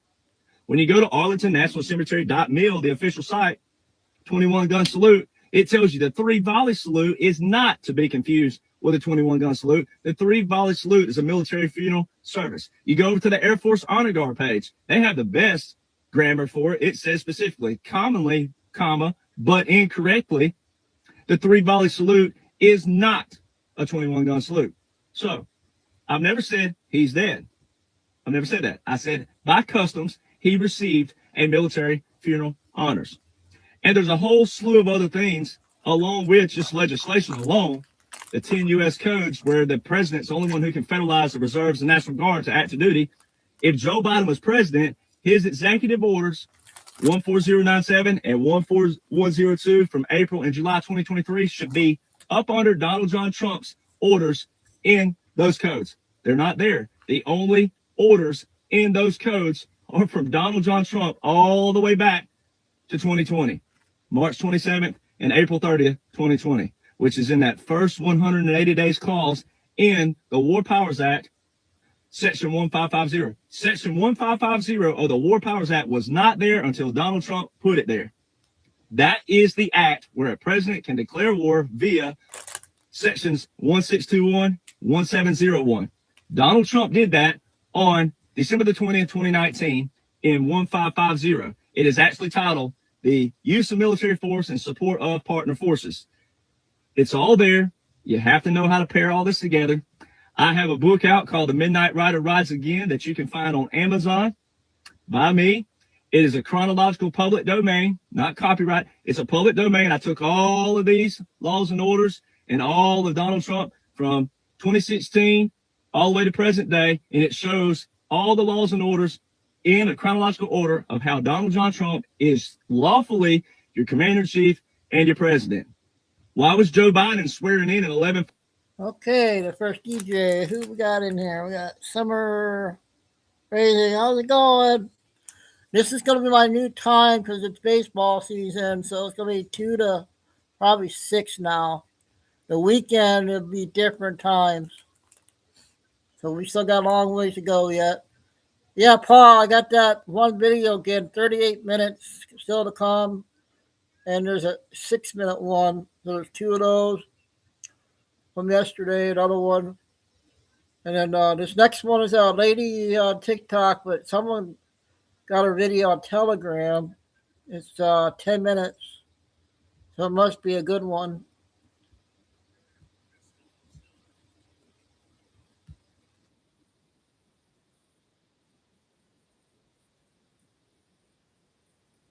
You guys see this one yet? We're so damaged as a nation, as a world. There's no right way to come out and really say it. So here it is. Go find this lady's video. Raised Right is her username. And I couldn't duet it. I couldn't stitch it. And I couldn't download it. So this is the video, though. Go watch it. Go listen to it. We have been, and it's not I told you so's. Everybody, some people have gotten in my comment section and was like, this ain't a time to say I told you so. I'm not saying I told you so. I'm not saying it. I've done told you guys I won't say it because I too was once like you. The ones that or not? The one in the photo. This way. So I would never say I told you so. The one that there. But it is like we warned you, and we did speak up, and we did lose several accounts. I can't play that. There's music in the background.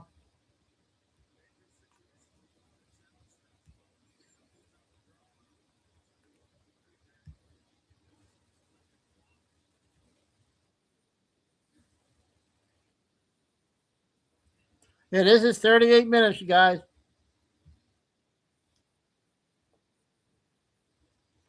It's a different one, I believe. The latest video will be shown earlier at the official website yourdailyblog.com. Duty note, the emergency broadcast system was ready to activate, and when it did, the world would enter a new era of financial independence. The cabal's fiat markets will crash, their corrupt banking system goes under, and the truth about Nizar Jazarullah's freedom from debt to them will be exposed. The people of the world will be sovereign based on gold/asset-backed currencies. Because I think the other one was 45 minutes, right? I believe this is a new one from yesterday. While the cabal will fall on their own fiat currency that was worth nothing. Early twos. Morning March 24, 2026, the White House in Washington, D.C. was lit up in red, signifying rolling blackouts were happening across the world as the global military alliance were making mass arrests of Satan-worshipping, treasonous elites. The military's emergency alert system, EAS, had already been activated in Ohio, California, Carolina, Alaska, Virginia, New York, Arizona, Texas, and was about to go live in Florida and Pennsylvania. Look for certain areas of the country that would require emergency lockdowns, travel restrictions, needing a virtual ID to enter businesses, bank closures, and ATMs that won't work. It was advised to stock up on food, cash, and essentials. On February 20, 2026, the U.S. Congress and President Trump approved the quantum financial system and the primary financial system for the nation, with global activation including release of Nizar/Jazara funds set for Wednesday, April 1, 2026. Headlines for Wednesday, March 24, 2026. U.S. Treasury declared insolvent. Epstein files confirmed that the Democrat Party was behind the between 300,000 and 500,000 children who went missing after being raped and trafficked across the Mexican border. Mind control nanotechnology in RNA vaccines. A leaked 248-page Moderna mRNA vaccine patent document revealed self-assembling, injectable nanotechnology designed to be powered and activated by 5G frequencies. Bill Gates, we are taking genetically modified organisms, and we're injecting them into little kids' arms. We just shoot them right into the vein. Dr. Peter M.C. Kulik, a healthy child born today remains healthier if they take no vaccines whatsoever. Maduro's war on America used drugs, gangs and terrorist alliances with Hezbollah, FARC, ELN and Cuban spies to sabotage President Trump's anti-narco operations designed to crush the deadly fentanyl crisis. Used drug cartels to bribe at least 80 U.S. senators and influence Defense Secretary Pete Hegseth's strategies, plus developed Smartmatic voting machines to throw U.S. elections, former Venezuelan intelligence chief Hugo El Pollo Carvajal. A possible timing according to Newswithzman on Tuesday, March 23, 2026. On Wednesday, March 25, 2026, the global currency reset ignites the gold-backed quantum financial system in 209 nations. Nizara/Jazara fully enacted with no income tax and new 14% sales tax on goods. On Friday, March 27, 2026, banks begin the QFS transition. Trump to drop an announcement that will shock the world. President Donald Trump Tier 4B ISO 20022 on Telegram. On Saturday, March 28, 2026, a 48-hour blackout countdown begins where banks will go dark for the next 10 days. On Monday, March 30, 2026, martial law is enforced worldwide as the 10 days of darkness begin. Starlink PBS exposes cabal crimes, fraud and child trafficking by elites in Hollywood. On Wednesday, April 1, 2026, the global currency reset in Nizara. I don't know if I'd fight it. Do you guys remember if this was the same one or not? I can't remember. KK. No storm yet. /Jazara laws activate for general public. Debt forgiveness frees all from slavery. Each individual will receive texts. Okay. I think that was the same one, you guys. All right, we'll get something going on, something else here. How about let's do a big video. We got to have one big video at least. Let's play.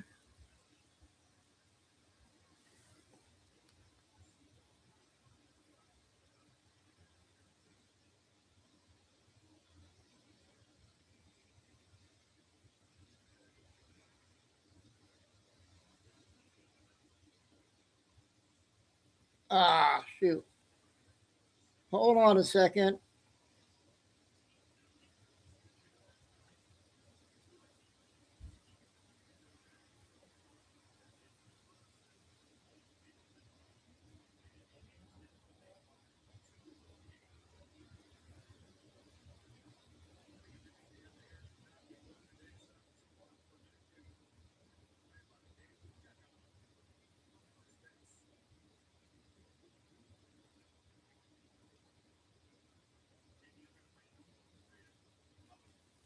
Let's see if you guys seen this one.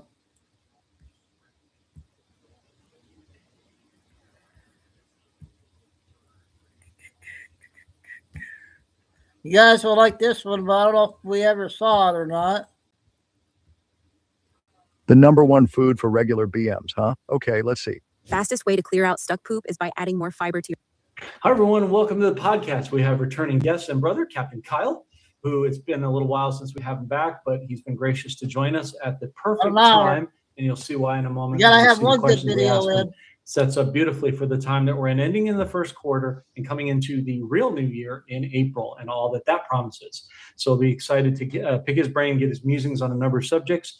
If you're new to the podcast, please do like, subscribe, and share. It helps the channel grow and others to gain the knowledge you're currently being afforded. As you know, Captain Kyle has a long history with ships, maritime. He was captain with a ship for many years, but he's been mostly known now in the last 20 plus years as being an avid truth teller, and he's had a well-heeled reputation and standing in the community for, as I said, a number of decades. So he brings a wealth of knowledge, and that helps all of us navigate, no pun intended, ship to shore, where we're trying to land in this financial geopolitical awakening. And so I'm honored and pleased to have him back again, the one and only Captain Kyle. Captain, thanks for joining us. How are you doing today, good sir? Great. Thank you for having me, John. Always a pleasure, brother. I always look forward to this. Okay, so let me start at the top here, Captain Kyle. I'm going to show you a couple of things here. We're just going to run through this fairly quickly. This is going to be no surprise to you again, but this is for optics, mostly for the normies, not so much for our audiences per se, but it's good talking points. We see the president talking today in front of the White House lawn to various press members regarding Iran. I'm just going to play a couple minutes of it, and then I'll get your take on it. These are thugs and animals and horrible people, but you can't hit anybody harder than we've hit them. But I'm not surprised. They executed 3 young people for protesting. And do you plan to escort those ships through the Strait of Hormuz with or without allies? We're doing very well there. We're doing very well overall. We don't use the strait. The United States, we don't need it. Europe needs it. Korea, Japan, China, a lot of other people. So they'll have to get involved a little bit on that one. Do you still want South Korea support the United States? Yeah, what about it?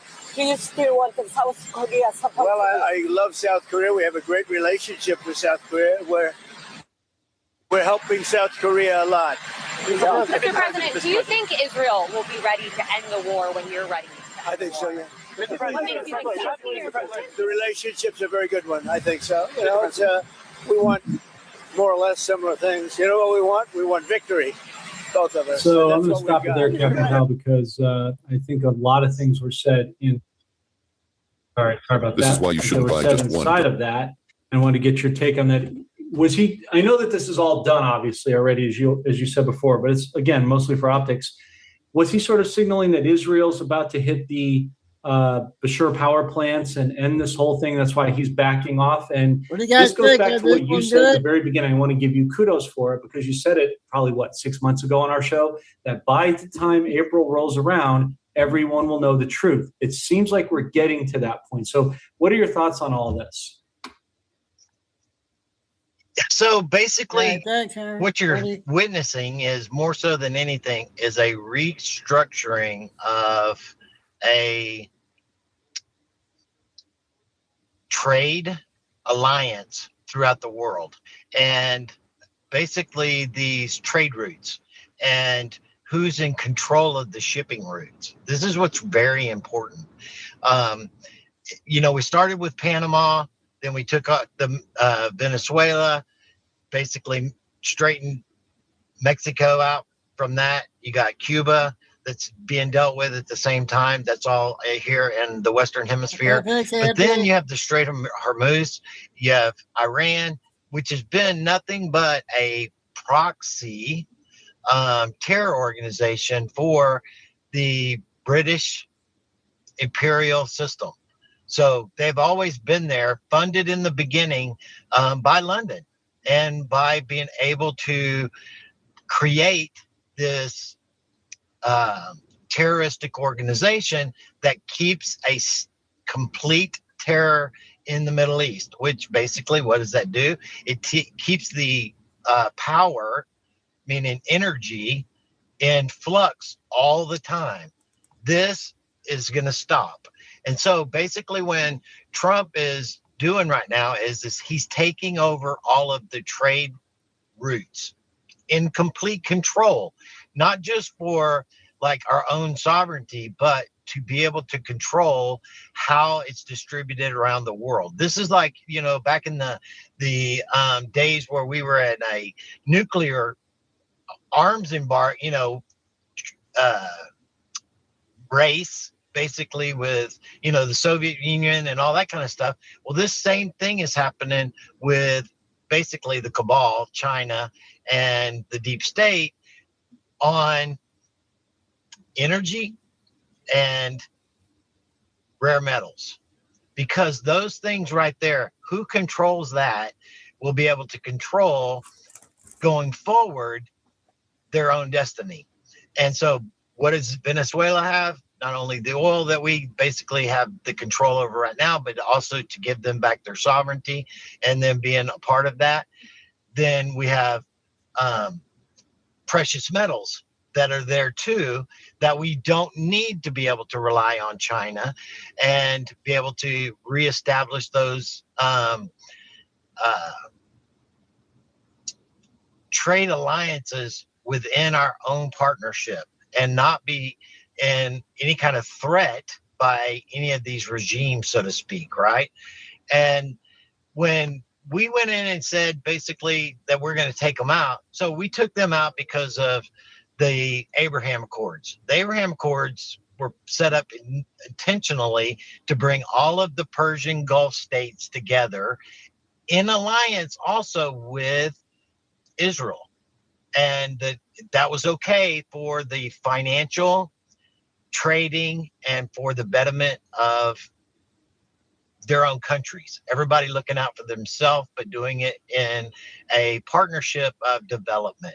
Where back in the Gulf War, Saudi Arabia, if none of those were going to be players in that if Israel was a part of it. Even though they were getting launched with Scud missiles one after another, they had to sit on the sidelines, period, because those states would not participate in the Iraq War if Israel was going to be a part of that. So we can see that total shift now, that who is the real threat. This is why back when Trump went back over to the Middle East, he went to Saudi Arabia, he went to UAE, he went to Qatar. All of this was being prepared basically because they knew that Iran had to go, period. So were they going to be a part of it? No. They had to keep that face to the public that we're not going to be a part of it. But behind closed doors, we 100% support it because these crazy people have to go, because that's their ideology.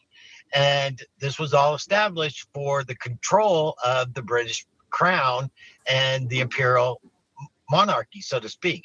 And anytime that there's a problem financially in the world markets, it was done because of their terrorist act by Iran or one of their proxies, so to speak. And so this is all a part of moving forward and eliminating that corruption and terroristic threat out of society completely, but also being able to control the trade routes because they're so important. And we've seen this multiple times on, like when they shut down the Suez Canal and how that happened and what happened to the world, and that everything was on an on-time type basis. And when that stops, what happens? Everybody falls apart. So when Trump goes in and says, hey, all of you guys over there that need this oil to go through the real reason vision declines as you age. It's not what you think. This is the quickest way to improve vision without drops. Straits of Hormuz, y'all need to come over here and help protect this and defend it, so on and so forth, NATO. And what did they do? Oh, well, we don't want to do that. Okay, well, don't do that. We're still going to do it. But the people that are going to suffer is you, because y'all need it. We don't. And so what you're seeing is, for the first time ever, you're seeing a different market structure around the world. Our oil here in the United States, yes, it's up a little bit. It's $100 a barrel. But over in the Asian countries and places that actually need it, Europe, it's $150, $180 a barrel. And they're suffering. And so what's happened now? Oh, yeah, now we want to help. Yeah, you want to help because you're going to basically fall apart because you need it. We don't. Why?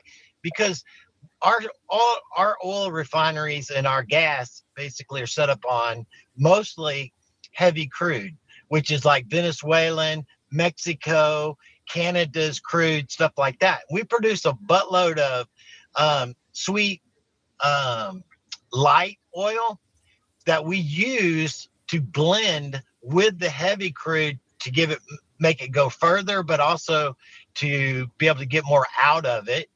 And then we export the rest of it to, like, all around the world that they use it. And as far as the natural gas, we have abundance of natural gas that they're all relying on. So that's why we're the number one producer and the self-sustained in the energy sector. So in all reality, we don't even have to have our prices raised here at all.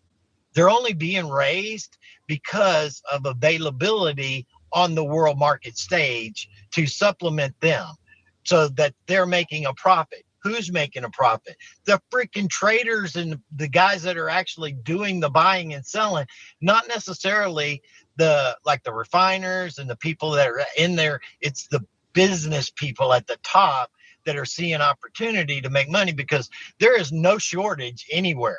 I mean, there's not any shortage as far as the oil that's out there on the market right now, especially here in the Western Hemisphere. So for us to be seeing like gas increases and all that other kind of stuff, that's just gouging.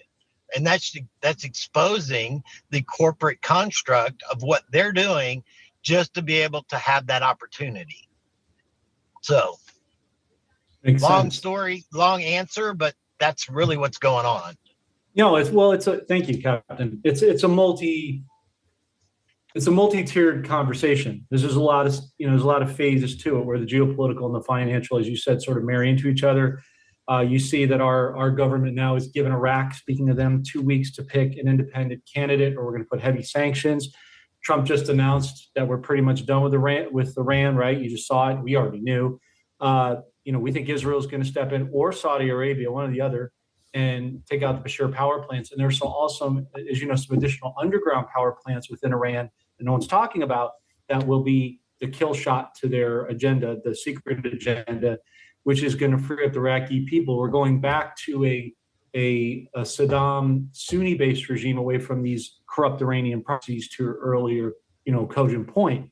So there's a lot of exciting things going on with that. With that, Captain Kyle, what implications does this have for silver, for the Vietnamese dong, and also for gold? That matters. We know a lot of margin calls knocking it down, but it's going to come back up. And then we wonder about China, Taiwan. Is China about to invade Taiwan? What implications does that have for silver and all these other countries? So I'm curious what you think about.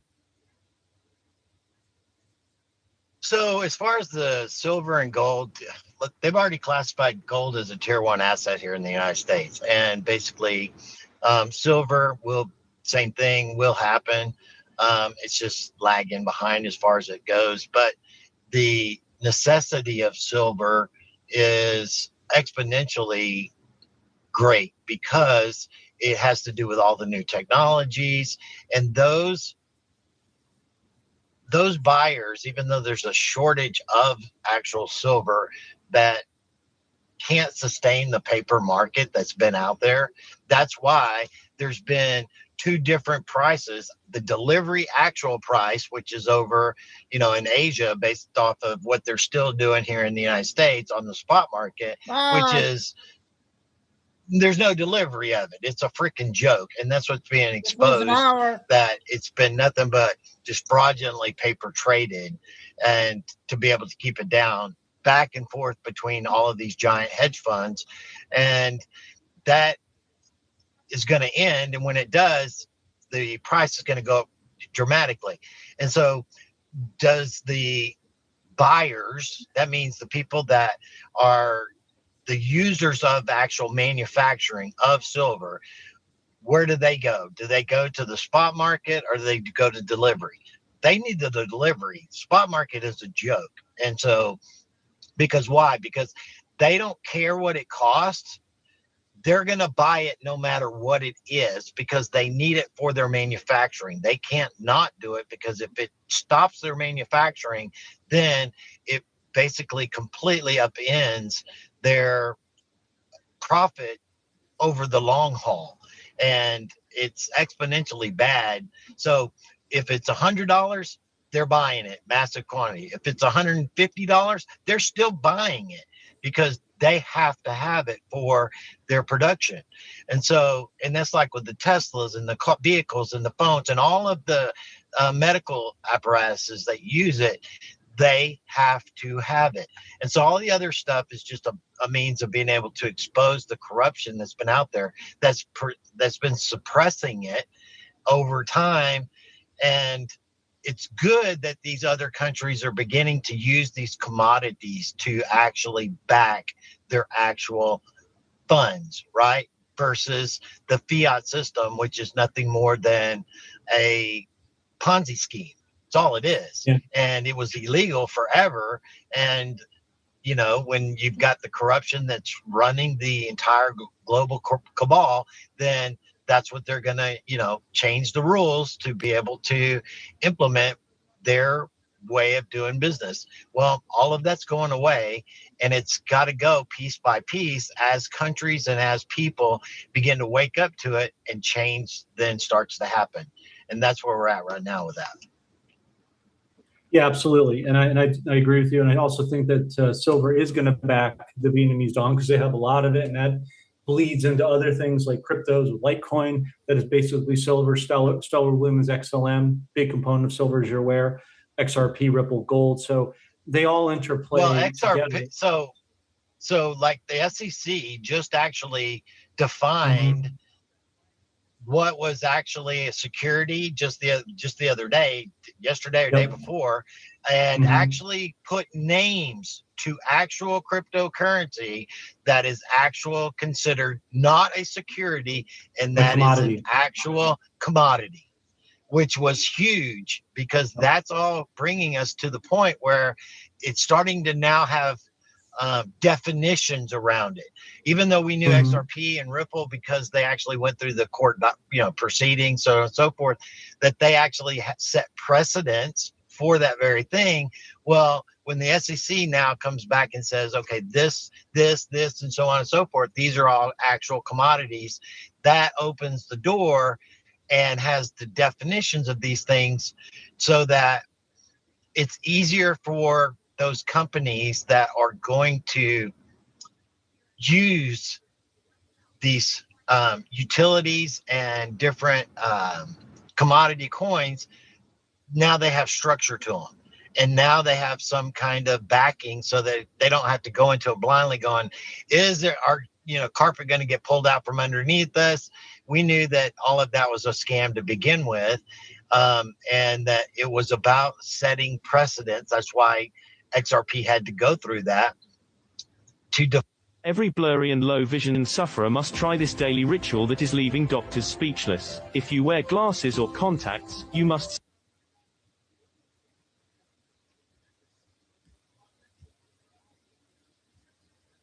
see this. An award-winning define what a security was versus a non-security trading apparatus was.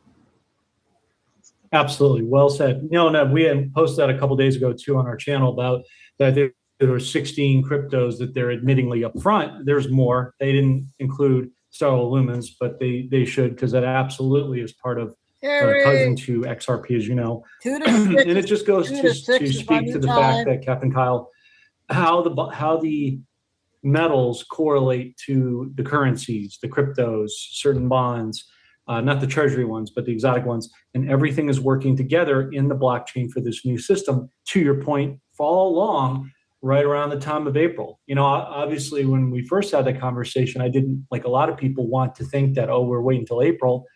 But here we are. We're right on the crux of it, or the cusp of it. And as it turns out, it's all amalgamating to that time frame that you mentioned. So kudos to you on that. Let's turn our attention to another subject here, Captain Call, I want to go over with you, and that is something pretty disturbing weather-wise. I received from a dear family member last night information about some of her family. I have some friends in Hawaii, I'm sure you do as well, and she has family there also. And the fake news was not even reporting this until just now, but apparently all of the islands are being affected by massive catastrophic flash flooding, and there's more coming. And so I just want to play a brief clip here and then get your take on that, please. Is occurring right now on Oahu. A flood watch has been issued for the entire state of Hawaii. We've had nearly 4 feet of rain over the past 7 days. More rain on the way. In fact, rain that continues to fall right now. The National Weather Service out of Honolulu, meteorologist Joseph Clark joins us now. Joseph, thank you so much for the time. I'm sure you and your team have been very busy. Talk to us about this flash flood emergency right now. The latest information, I know it's developing as the day has opened up. Yeah, overnight, the north shore of Oahu got about a foot of rain in a very short time. This is in addition to the rain that fell from the last Kona low last week. We had homes washed away, cars washed off the road. We have a road closure because of a house on the road. And there's actually a search and rescue at Ka'au on the west side of the island for some campers that are stranded right now. Oh, it's a very scary situation. You know, in terms of just the topography of that island, you have these mountain ranges. How much does that play a role into where we're seeing the worst of the flooding right now? It certainly plays a role. The water collects on the mountainside, and it all has to go somewhere, so it all goes downhill down the drainage. In terms of the rain that we've seen since last week, right? We're talking pretty staggering numbers, more than 4 feet. And so the ground already saturated. We have kind of this string of Kona lows, obviously over this past week being very strong. And then this next one that's been ongoing, a lot of water in that short period of time. How do you and your team kind of work around kind of displaying and working out these different vulnerabilities across the different island chains? Well, the main thing has been messaging that even though this Kona low is weaker than the last one, the main way that that's going to have an impact is the wind. It doesn't necessarily impact the flooding potential, especially since we have antecedent saturated conditions. We could easily get the same or even greater impacts with less rain than we saw last week. Yeah. Okay, so I'll just stop it there. I guess my question is, why is this happening? Why has the media been so reticent to cover this in more widespread form? And, you know, we just had these wonderful people go through not that long ago, the Laser DARPA initiative with BlackRock and the land grab. So what do you make of all this? Just more of the same, weather warfare and stuff. 37 minutes left. The island, Phil. all on the windward side, which is the east side of the islands, northeast side of the islands, basically it rains almost every day. Even if it's a small amount, it clears up, and it's really lush, and the vegetation is really a lot. And then when you get to the west side of the island, it's on the leeward side, it's pretty dry and barren, which nobody really sees that very much. And then where they do have resorts and stuff on the westward side, that's all because they've put the resorts in, they've watered it, and they use it to make it what it's not normally, so they don't get it from the rain.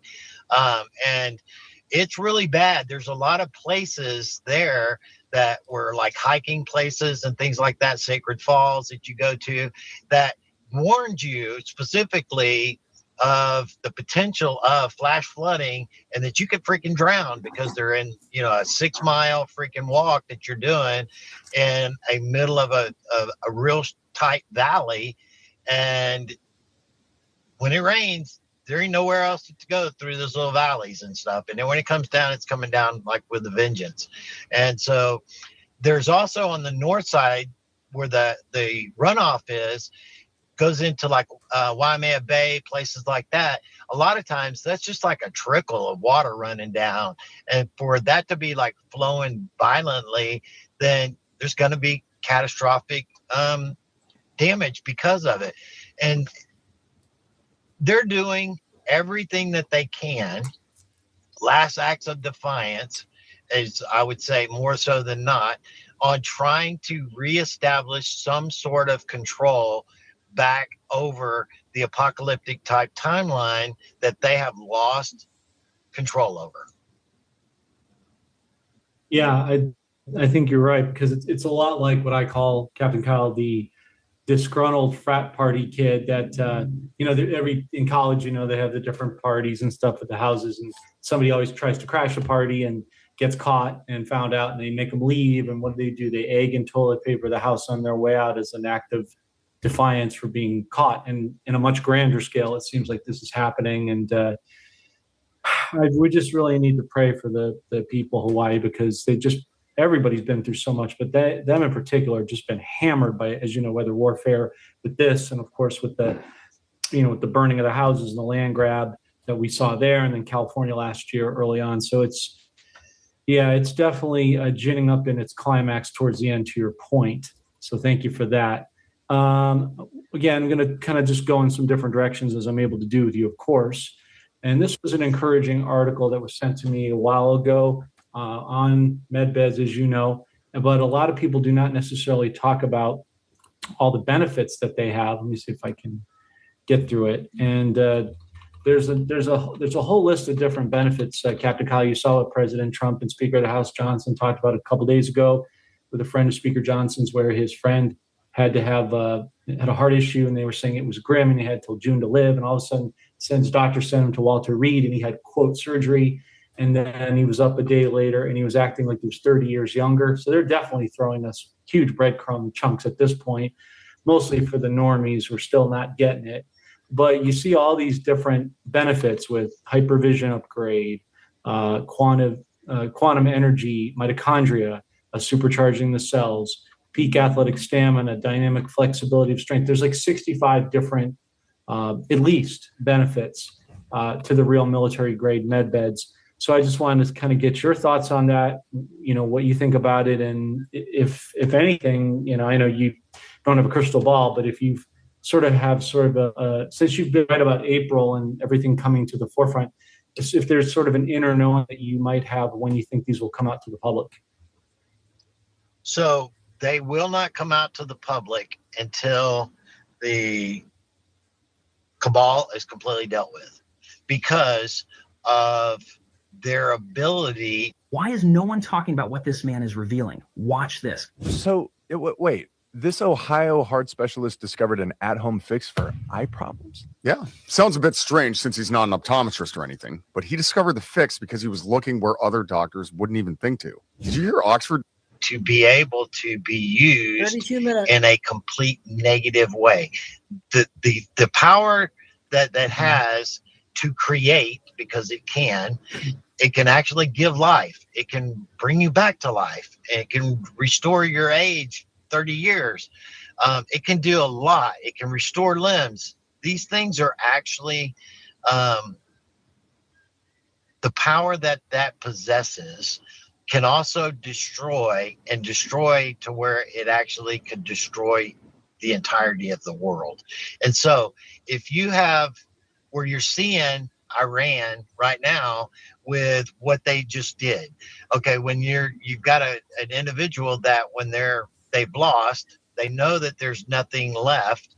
They're fighting for their salvation. Basically, they're like, okay, we're taking everybody down with us. I don't care, brother, neighbor, whatever, all of the surrounding countries that are all around them. This is what happens. And so this is what's being shown, is that if they were to ever be able to get that kind of power, they would use it and they would destroy everything. Why? Because they're backed into a corner. They know they're being killed. They know they're being eliminated. You get put into a high ranking position in Iran, you might as well just go ahead and just write your will and give it out, because you're not going to live long. And so if you're in that position, why would you not just throw everything that you have, the kitchen sink, the barn door, and everything else? And if you have that kind of technology, people would use it because of their evil that they're in. And so that's why it has to be secured until the evil is actually dealt with completely, because if not, they have the potential to destroy the entirety of this world, not just a country, but the entirety of the world. And that is not going to happen. So doesn't matter who needs it. Sorry, but until the threat is completely taken off the board, it will not come out to the public space. So that, unfortunately, just no, it is. absolutely. No, I understand. Thank you, Captain Kyle, because that actually brings up two more subset questions on the subject, and you sort of started to address it. Because I always struggle when people say, I need it, my family member's dying, all these understandable predicaments that people are in a really bad way, and I get that. I totally do. But I always struggle with what to tell them because it's out of our control. So understanding that from what your perspective, the last time we talked, that the battle has essentially already been won, it's just playing out. What do you think the time frame will be to completely capsize the cabal that the public can accept so that they can come out? I would think sometime this year is a reasonable expectation, because everything is really starting in spring. The celebration for the 4th of July is very important. So these are major event markers. Will it be done by then? Doubt it. But will it be mostly done by then? Probably.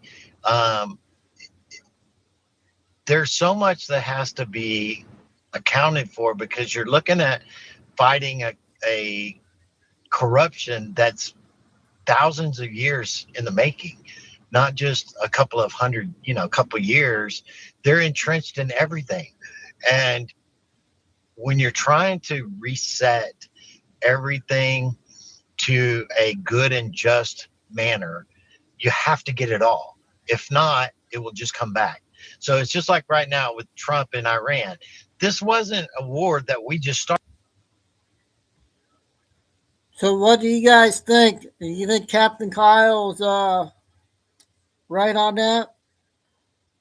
What he was just saying? So we don't know when it's going to happen. I don't know how these other people think that they know the April. So we just don't know when it's going to happen. I found 3 more military clips on TikTok are real good, I think. I know, Karen. I don't know, just nobody knows. Iran started this war 47 years ago. We're just fucking finishing it. Excuse my French, but that's how it is. Like it or not, it's the way it is.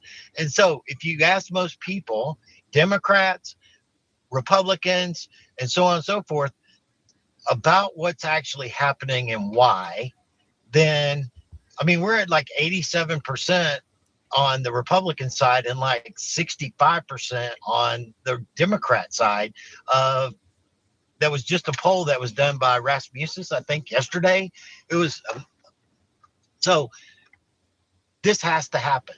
These things have to happen. And so do we have to go through this? Yep. Yes. Okay, so the people that are sick, the people that are dying, well, if you didn't have this technology, what would be any different? You would already be dying. You wouldn't even have that option. And so for the risk that it is in the greater good of bringing it out for the. What I don't get it is that it seems like everything happens when we're sleeping. So it could come at any night of the day or night while we're sleeping. So it's like when the Congress agree on a bill at the middle of, at midnight, they agree on a bill. So this could be at any time. The few versus making sure that everyone is safe before doing it, then I know it sucks, but it's a reality. You were going to die anyway before you came here. Everybody's got a set end date, an expiration date. And if your expiration date was already accounted for before you even knew this technology comes, it was already there. So those that are going to be recovered from it, those that actually get to use it, well, guess what? That was already accounted for too before you came here, because everybody has an actual day and time that you're going to be expired. Like it or not, we all knew this. We all know this. And just because you know of a technology something that can save something, which is a loved one or whatever, I appreciate you wanting it because you don't want to do with the loss.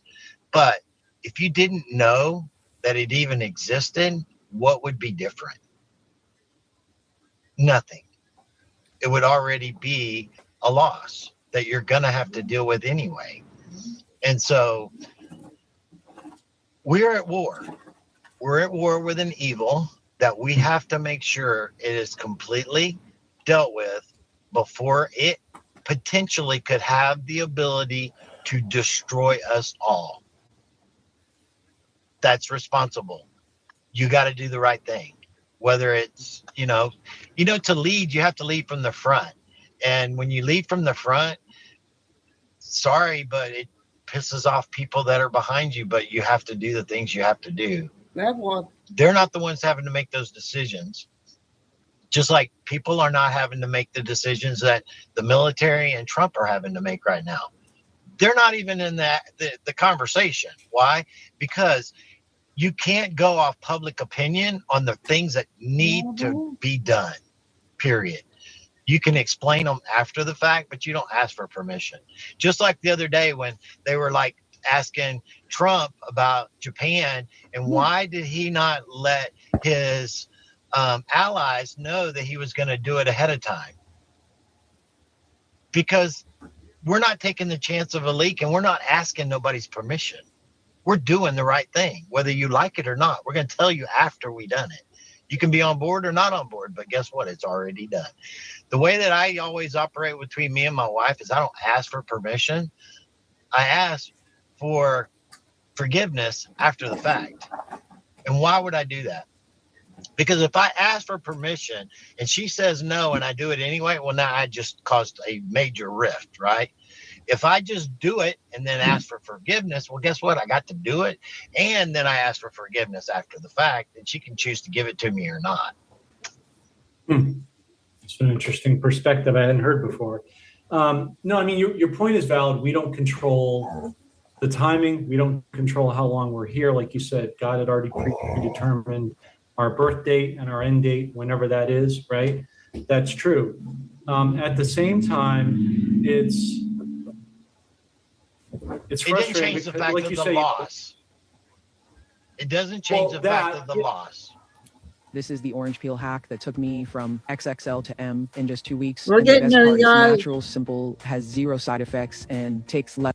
That, and you're right in the sense, like, if you didn't know about the technology, 22 what would minutes. you do? But at the same time, we know we've been lied to. We know we've been screwed over. We know we've been manipulated. We know that they've cheated us out of our money. That's all the health stuff that could have been avoided.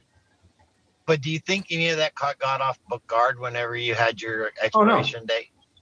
No. Exactly. No. So these are those things that you have to not get in the weeds over and know that that was already understood. You were already lied to. You already didn't know. You already didn't have these things. We were already coming to a prison planet. We were also coming to a place to set it free. And going through the things that we had to go through to actually set it free. So that's where it's hard, because you have to look at it from that perspective. From a godly perspective, is that God knew. You didn't catch him off guard going, oh, I didn't see that coming. No, that's not true. And so were you going to expire? Yes. So if you didn't know, you wouldn't know anyway. And that didn't change the fact that you still had an expiration date already. Yeah. It's just hard to get it that way because you're not in that. It's much easier to be on the receiving end, the bottom, versus the lead end on the top, on having to make those kinds of decisions on when can we do this? When is it safe? What do we have to do to go through this process? Knowing that people are dying, knowing people are suffering, knowing people are still being trafficked, knowing these things makes it that much harder to do those jobs where you have to make those decisions, just like a military leader or somebody that's going to, lead somebody into battle, knowing that they're going to have casualties and you're the ones that's sending them. Mm-hmm. If you're the one that's going or being a part of the going, then yeah, okay, well, we're having to go. I'm potentially putting my life on the line. So be it. Yeah, that was my agreement, right? But those that are sending with a true heart, it's not for, financial reasons and all that, and they actually are doing it for the right reason, that puts people's lives in harm's way, and then people die. They have to live with that. And did I make the right call? Was it the right thing to do? They will always question themselves about those things. And that's the same thing with, when do we allow this technology to come out? How do we have to go through this process to allow it to unfold?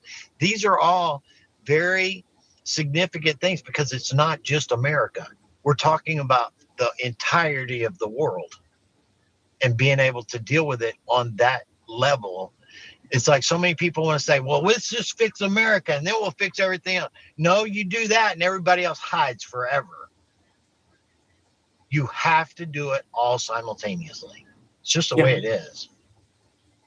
Well, I think the challenge, you're right. I think the challenge is, it's to your point about God, it's flesh spirit, right? Your faith versus your human existence reality in the moment. You're battling, it's Ephesians 6:12. You're battling these two worlds simultaneously, and that's where it gets messy. And you're eternal. You're not going anywhere ever. Right. And Yeah.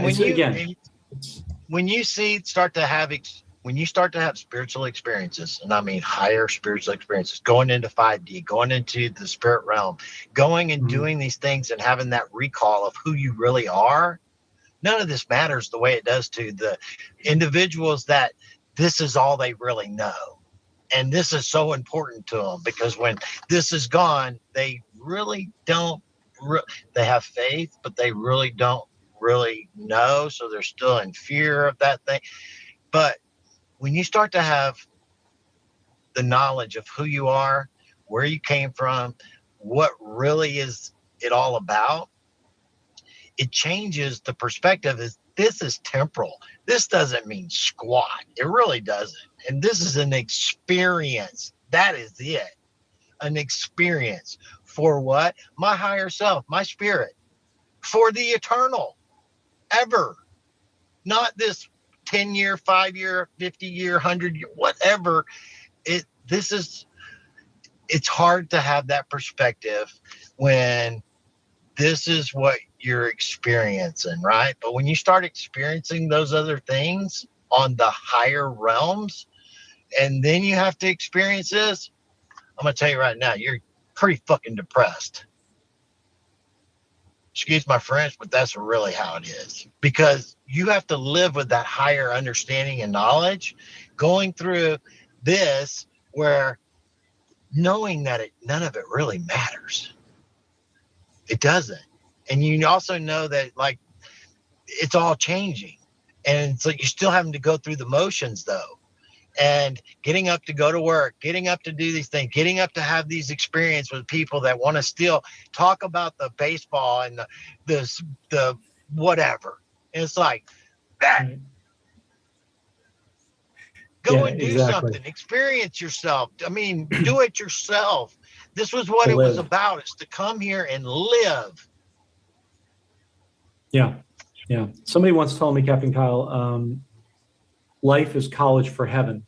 And I knew that was a salient point then, but now 20 years later, I realized just how valuable that philosophy was, mindset was. So Bible, basic instructions before leaving Earth.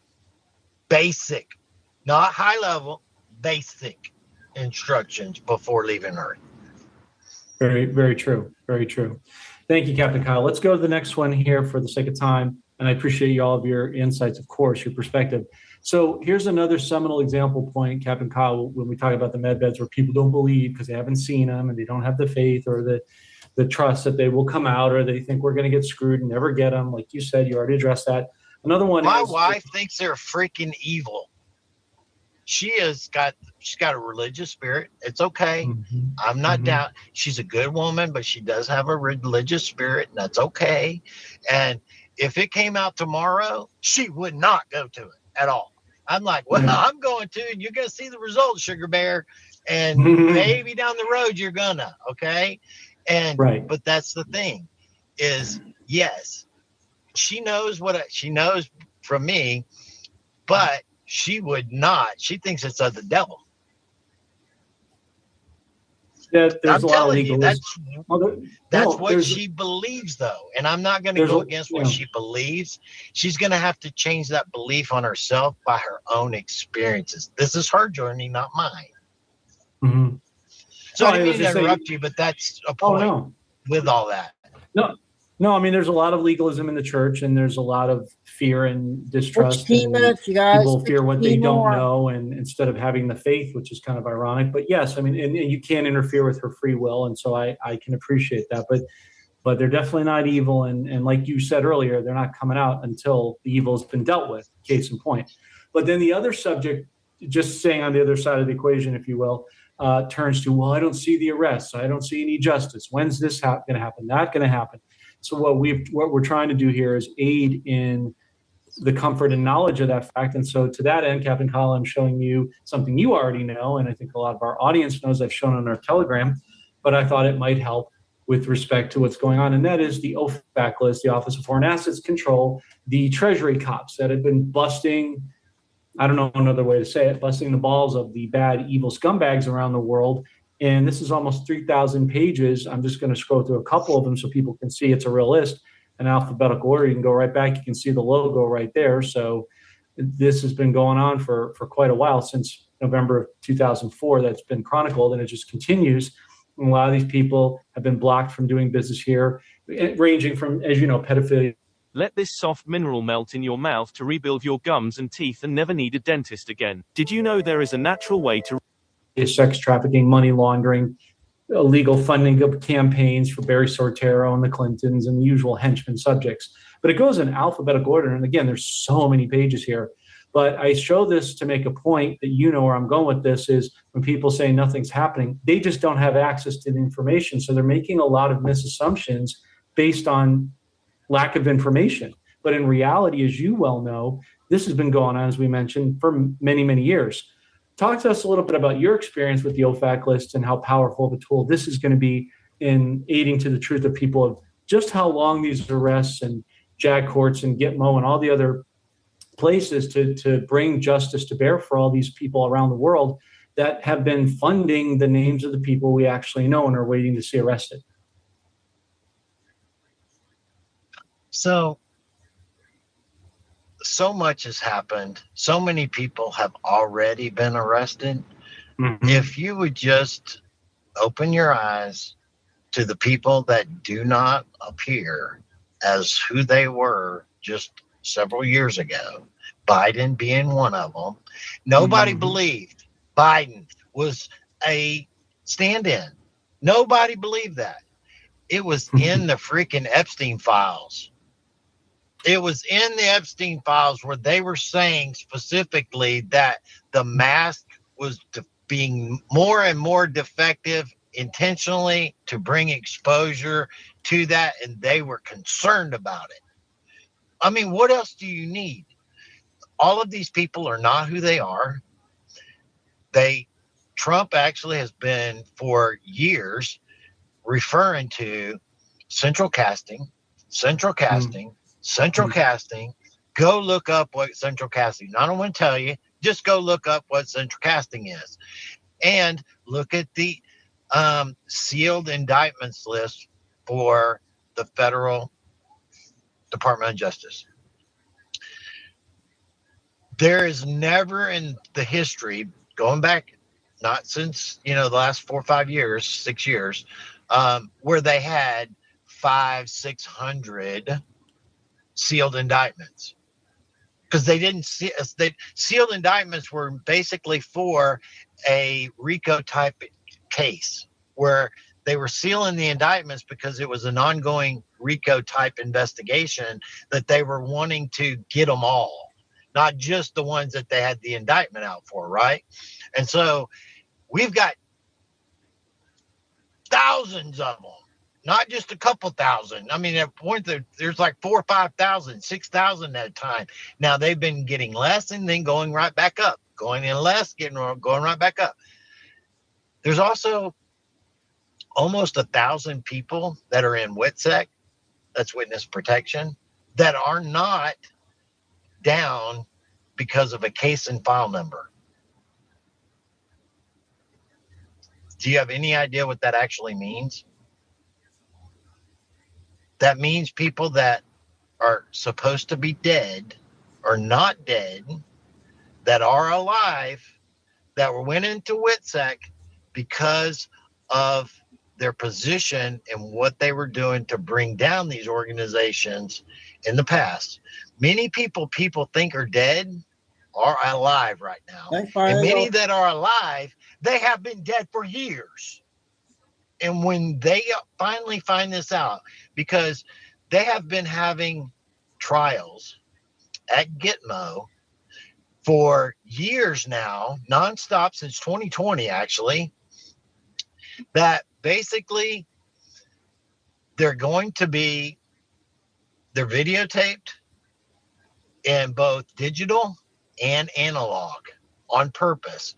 Why? So that the digital tape can be analyzed along with the analog, which if you mess with analog, you know it's been messed with. It's totally different, right?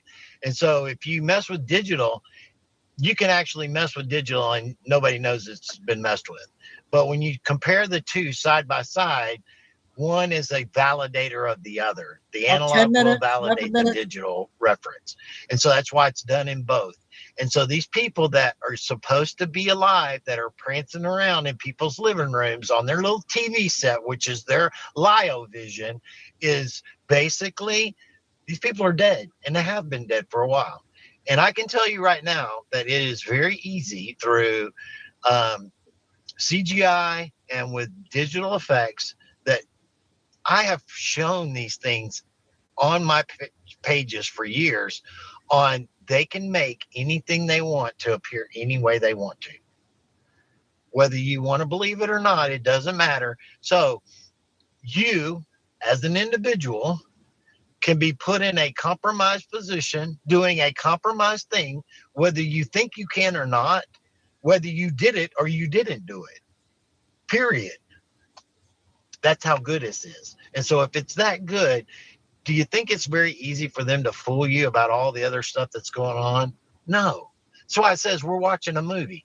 A lot of the movie has actual physical elements to it to bring the realism of it. But in that, go watch Wag the Dog, a movie that was designed specifically to manipulate you, the public. This is how it works. And so things that you think are how they are, they're not. So reserve judgment on what you think and who you think are good or bad until it's actually truly exposed, which this year is when that exposure is all happening. This is the year that people's hearts are actually revealed and that true intention is being revealed. So we just started Nissan One, which started last night, which is basically the new year. And it's bringing us into spring and all the new change that's coming. All the new change that's coming. Is it all going to happen at once? No. Is there a lot of crap that's still going to happen? Yes. Are you going to expect it to all be, happen the way you think it is? None of it is going to happen how you think it is. So quit making out the way you believe it to be. Sit back and be an observer, because that's what you're supposed to be, without judgment, and to observe, witness, and then when things happen, they don't catch you off guard, no matter what they are. It's like, I didn't expect that to happen, but okay, I see it going down that way. If you stay out of the weeds, you don't have to worry about it. You don't have to get pissed off because it didn't happen the way you wanted it to. And this didn't, and it's not quick enough. And this, and these are all your expectations. When you quit having those expectations and allow God to be God and just experience them, because that's what you came here for, actually, then it changes your whole perspective. And if you begin to start having a grateful attitude, that you're grateful to be awake today and that you're not actually 6 feet under, then you should be grateful for everything. Plain and simple. Perfectly said. Thank you, Captain Kyle. And predictive programming on display once again with the example of Wag the Dog. So you're absolutely right. Last question to end, put a pin in things for today. Respect your time and the audience's time, of course, is noticing as I'm driving around different areas that were once bustling with business, be it small businesses or corporations, you're continuing to see layoffs, you're continuing to see small businesses closing up, unfortunately. A lot of shifting happening within the economic ecosphere, if you will. And again, this is an out-of-the-box question, and you're the perfect person to do that with, because we've talked about more of this conventional warfare, in the past and in this podcast. But now, Try this 6-second method tonight to reverse your vision problems while you sleep. If you wear glasses or contacts, a little bit to an esoteric mindset, if you will, is that a function of the economy, of the old economy going away, or maybe a lot of these foreign businesses I'm referring to specifically, right, from different parts of the world, are they going back to their home country as a function of Nasara Jasara, or is it an element of both? It's an element of both, but so a lot of these illegals, a lot of the people that cater to the illegals because that was their business model, business structure. Well, when they leave, though, they don't have a business structure anymore. So that had to be all eliminated as well, and it is. But also, as the economy changes, we must actually change with the actual economy. And the economy in the past was based off of slave service, your actual slave service, and hours worked into it. And that is beginning to change. When we begin to see as well that the energy that has crippled us all and has been used as a tool that it never needed to, because they've had the ability to have free energy forever. And it's been on the shelf forever. So with that, this is all a part of the exposure of the oil industry and that whole corruption that will make it easier to transition into a freer energy over time.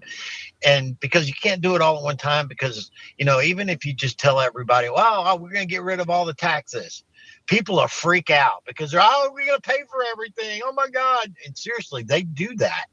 Yeah. I've actually witnessed it. We had a vote on that for stuff here, and a quarter of the people, I'm talking millions, actually voted for keeping the taxes, even though it was specifically said that nothing would be lost because of it. And actually everything would be sustained. They still couldn't believe it, and they voted against it. And it was like, are y'all just retarded or what? And that's how it is, because they're so conditioned that how will our streets get taken care of, and how will the roads be built, and how will your roads and all that are all based in your gas, and the tax that's on gas has nothing to do with everybody else. And so all of these things were, Reagan told us a long time ago that you're taxed upon tax upon tax. So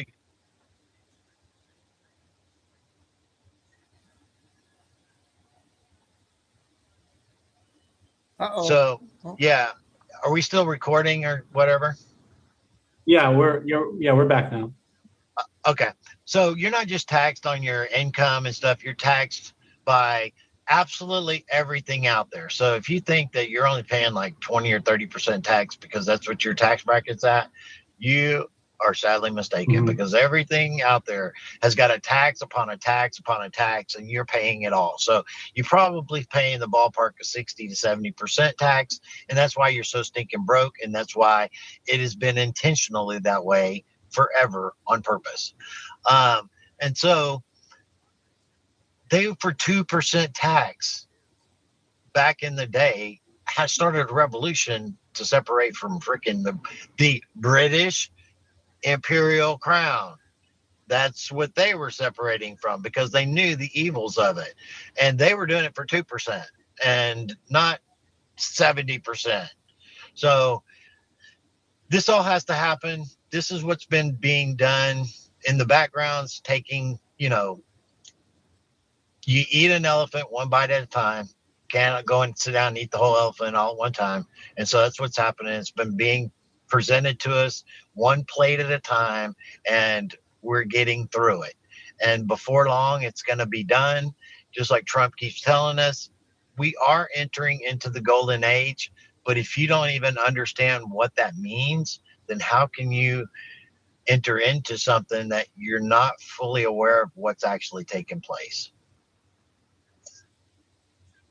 Yeah, absolutely. Again, beautifully said and well-rounded. And it's I've had conversations with family back east, and because they condition people, right? Brainwashing, tax time. Oh, I can't wait to get my accountant and finish up in the deadline of taxes. And I just look at them and kind of shrug my shoulder and go, okay, because it's not even worth going into the discussion, because if they like you're in a hurry to give people your money that's not required. There's no law that says you have to for individuals, and you're thanking them for stealing your money and then giving you back a small fraction of it. I mean, but you got to pay to try to get back. Right. You got to pay something to try to get some of it back. And it's like, it's just retarded. On top of what you just paid and overpaid, like you were saying. Yeah, it's a head scratcher, but that's how long the brainwashing and inculcation over many generations has gone, and we're going to have to pull this ship, to your world, into reverse here. And like you said, before long we'll get there. So thank you for that, Captain Kyle. As we close up here, as we always do, where can people find your body of work? And last thoughts you have for the audience today, please. So you can find me on X, you can find me on Rumble, and on Telegram. If it's not a really large account, then it's some fake that's out there. So they're always out there trying to scam people using my name and things of that nature. So Telegram's 100,000 plus. X, same thing, over 100,000. So if you're not dealing with that size of the account, you're not dealing with mine. So be careful who you follow. And, I think it's all going to straighten itself out soon. So the scammers, you're on notice. It isn't going to be much longer, and you're all going to go down. So you're doing it at your own peril. Okay, guys. That's one of the big videos. I got a 3-parter from TikTok, but we're going to play the short ones for a bit.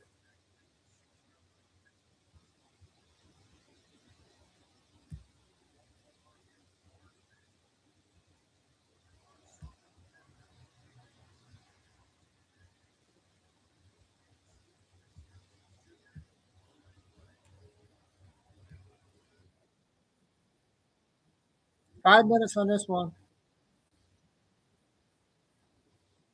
First, I need to show you a Bible verse. The sons of God, angels, saw that the daughters of men were attractive, and they took as their wives any that they chose. And well, you might not know this yet, but there's a bunch of fallen angels running around in earth with us in the flesh. And they change roles from one role to the next over time, so you don't realize they're not dying. And they always bring their wives with them to their new role. Andrew Jackson and you know who, Andrew Jackson's wife, And you know who? Teddy Roosevelt and his wife, Robin Williams and his wife. Sorry, Pappy. George and Martha Washington, Glenn Close's husband. Joe Namath and his wife, and John Travolta and his wife. Tricky Dick and his wife, and Jake Gyllenhaal's girlfriend. Jake Dick. Ryan Gosling and his wife, Franklin Roosevelt and his wife. You see, they always bring the wife with them, but they don't always play the wife. That's President James Buchanan and his wife. And well, that's Anthony Hopkins and his daughter. Keep this in mind. Now, going all the way back to the beginning where I said, I don't think that's his wife. And also going back to the beginning where I say they change roles over time so you don't realize they're not dying. Well, I've done a lot of videos on how that's his former role. And I've done a lot of videos. And you don't believe me, just go back and watch them. And they always tell us. They love to tell us because they want credit for their old accomplishments. King of rock and roll, Elvis. The baby's calm, Dave. We love Elvis. I shouldn't say this. You'll say I'm very conceited because I'm not. But other than the blonde hair, when I was growing up, they said I looked like Elvis. You see that? Did you believe it? I always consider that a great compliment. We love Elvis, don't we? They said I looked like Elvis. You see that? Did you believe it? I always consider that a great compliment. We love Elvis, don't we? 3 minutes. Now, again, getting back to that not being his wife. Do you know who that is? Elvis's wife, Priscilla? Well, I don't really see it there because I have a facial recognition gift and it's not there. But they always take them with them. But remember Anthony Hopkins, how his wife was playing his daughter? Well, maybe you're familiar with this person here with this blonde hair that, thanks to a lovely lady named Helen, I couldn't help but notice some similarities. We'll see if maybe you can notice some similarities. Like, let's start off with how identical their noses look to each other. And, well, Priscilla has that birthmark right there. Oh, but I don't see one on good old Erica, except there seems to be a hole right in her face in the exact same spot as that birthmark. Do you see it right there? I think there's more, though. Do you think maybe we can find a couple more holes? Hey, there's a hole right above her nose. See that? Right there. It kind of looks like it's in the exact same spot as that one on good old Priscilla. Wonder if there are any more. Well, Erica and Priscilla seem to have some, I don't know, like 2 more kind of holes, scars there. You see those? Kind of like that. And the picture quality isn't quite as good, but 1, 2, and 1, 1, 2. Right there. How magically coincidental. And hey, they even seem to hold their mouths exactly the same. And boy, they sure are chummy with each other. And I definitely don't think that means I love you, Lucifer. You know, like the devil. Interesting position of all of these real photos. Oh, and yes, I've speculated in previous videos on who Erica I might have is. And played I've this had one, you guys. 500 Sorry. people give me Some their people might thoughts. have missed it. And well, I'm not sure if I was wrong. I just think maybe there's been 2 different Ericas because those noses sure look awfully different. But of course, all this for entertainment purposes. Okay, that was it with that one. I'm gonna get another Benny, and then I'm gonna do the 3-minute clip ones. I got 3 of the California girl lady.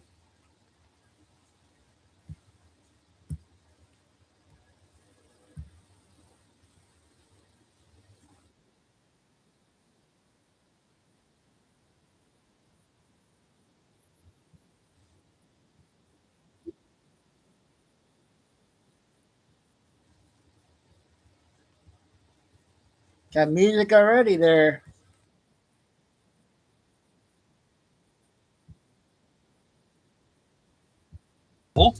And then could we actually get about what the federal government knows about extraterrestrials or alien technology?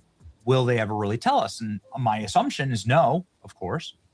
But, who knows? They might be wanting to make up for the Epstein files, right? Where clearly there wasn't full transparency and probably never will be. Perhaps they're trying to distract us from other things like the Iran war, gas prices, or grocery prices or something.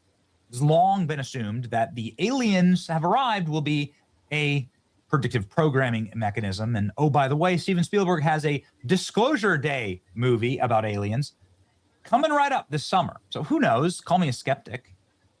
But I'm not skeptical on some of the hard data that I get from members of Congress. Like the hard data that we got today from Tim Burchett, who's the leader of the UFO task force in Congress, saying that they keep killing all of the people who testify in Congress about UFOs. Well, what's going on here? Check this out. A mystery of 5 missing scientists sends chills across America. 3 are dead, and the troubling link is now under scrutiny in Washington, D.C.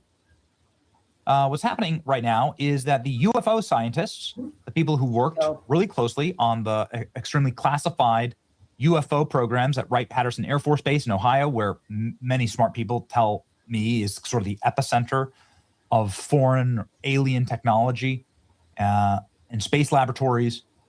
A lot of these major leading figures have been deleted within a span of 8 months.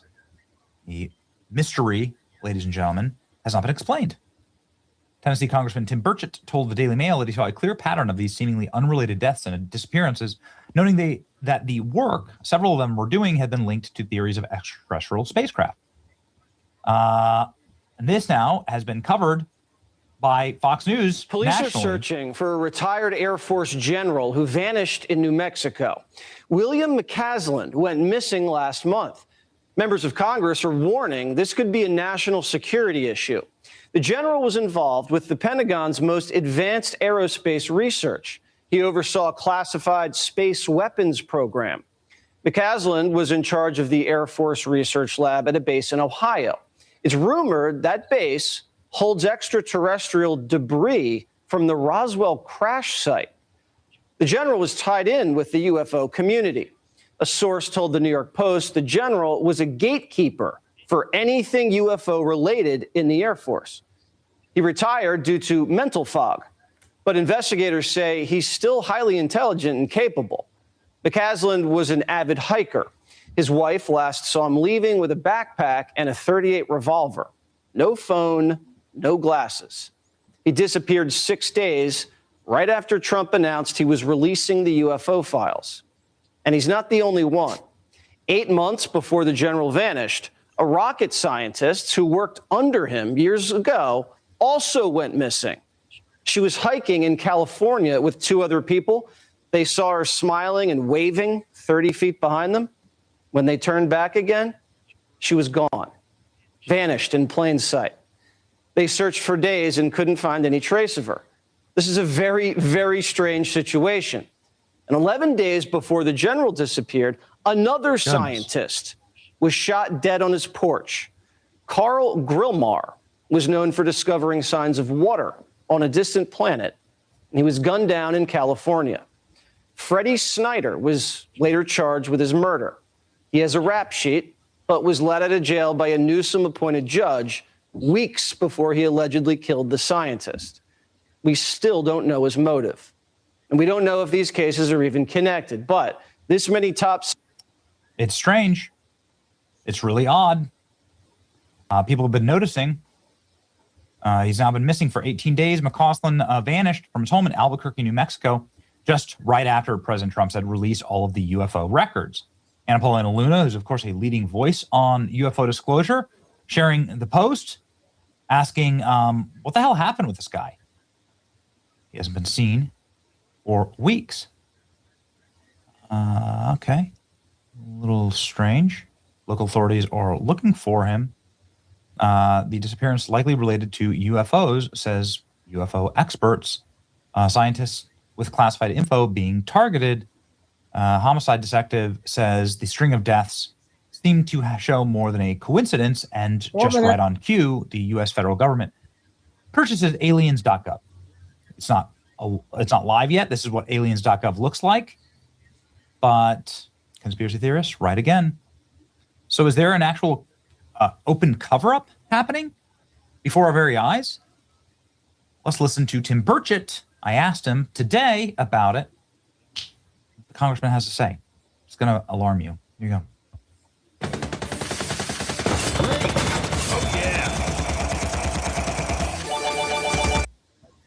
The GOP suggests there might be a conspiracy play. Well, they ought to start thinking there is, because the FBI shows up when the guy's missing. He had some, everybody's thinking it's UFO, but he had some nuclear secrets. There's just too many of them disappearing, Benny. Nothing happens by coincidence in this town or around this town. Something's going on. It was the week after the president announced he was going to start releasing some of those files too. So America needs to start paying attention. Some of the UFO files? Yep. And that may be coincidental, but we had several folks have left this earth or disappeared that had some close proximity to a lot of that. And that's been going on for a while. That's nothing new. Do you have any direct knowledge? I mean, you've gone to these classified briefings. Do you have any direct knowledge of this? Did you know any of these guys? Possibly. So you're telling me that right after President Trump said to declassify all the UFO stuff, that the UFO experts that you have personal knowledge of and that you have personal connection to, they've gone missing or wound up dead? Well, one did, the one everybody's looking for, and it's pretty, I don't know the circumstances. He left with a 38 in his holster, and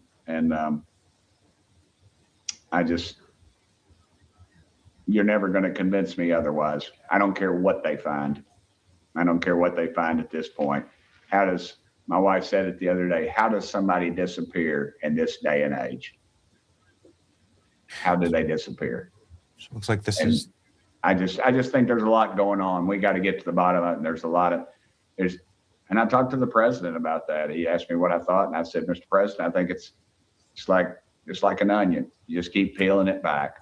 There's that lady right there. She had metallurgical knowledge, some of our missiles and stuff, and it's just too much, Benny. Too much is going on right now. Advanced aerospace propulsion and plasma physics, fusion and rocket tech is the individual who's recently gone missing. Well, that sure as hell sounds like working on the UFO project. Right? Yeah. Well, in every department, and I see NASA right there, and NASA says they don't have anything. We don't have any files. We don't have any. Well, what the heck did I get briefed on by those knuckleheads? I'm over it. I'm over it. We're not going to get this. And when I'm told in a setting that the president is on some of this stuff is on a need-to-know basis, I mean, what the heck does that mean? Sir, keeping it. That's the issue right there. They're withholding from the commander-in-chief information? I think so. 100% do. And I don't know how you get it back. I mean, what do you fire a whole department? I mean, everybody said, yeah, you ought to do that. Well, you can't do that. There's national security implications. There's all this other stuff. So you got to put the people in charge. I think that's what Trump's done. And that's another reason they want him out. Well, these old timers up here in both parties don't like it because he's rocked their boats, upset their little retirement plans. I know you got to go, Congressman. You're telling me that Independence Day is like the scene in Independence Day where the president walks down in Area 51, and they're like, "Oh, this was just a need-to-know basis." Well, why the hell didn't you tell me? This is a need-to-know basis. You're telling me that's real? I don't think it's quite like that. You'd have too many people that would know. You can't keep anything secret these days, but you could have one.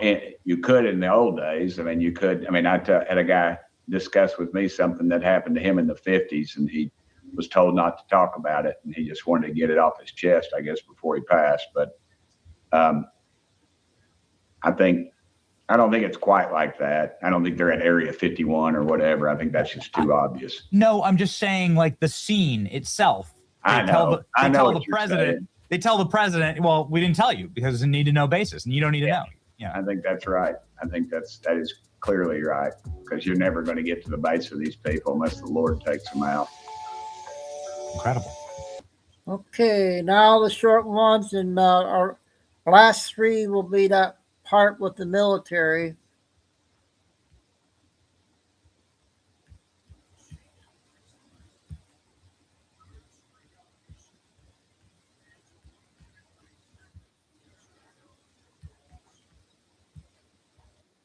Or handcuffs, so he could arrest Democratic Senator Chuck Schumer, who threatened to chain himself inside the Capitol building after J.D. Vance's task force requested a court warrant for his arrest. Senator Kennedy himself offered to put the handcuffs on and turn Schumer over to the DOJ, which has a solid case for criminal prosecution. Pam Bondi has already spoken out about Schumer's possible arrest, saying the evidence is very strong and that it is time to authorize the arrest of the Democratic senator. Schumer would have refused to leave office despite 12 resolutions in the Ethics Committee calling for his immediate expulsion. If he is expelled, there is nothing more he can do within Congress. The Senate's own Intelligence Committee has already provided Vice President Vance with evidence that Schumer copied and delivered secret documents to 6 people under investigation by the committee. This pathetic attempt by Schumer to create a scandal in Congress to avoid his imminent arrest by threatening to chain himself up is yet another classic act of desperation from someone who knows he was caught red-handed and is trying to avoid spending what little time he has left before ending up behind bars. But it turns out the Democratic senator is involved in so many scandals that despite having so much influence, even members of his own party have abandoned him after Nancy Pelosi admitted the existence of a criminal network responsible for lobbying in Congress to approve federal funds that fuel corruption in Democrat-run states. I'm Fernanda Perez. Okay, 2 more.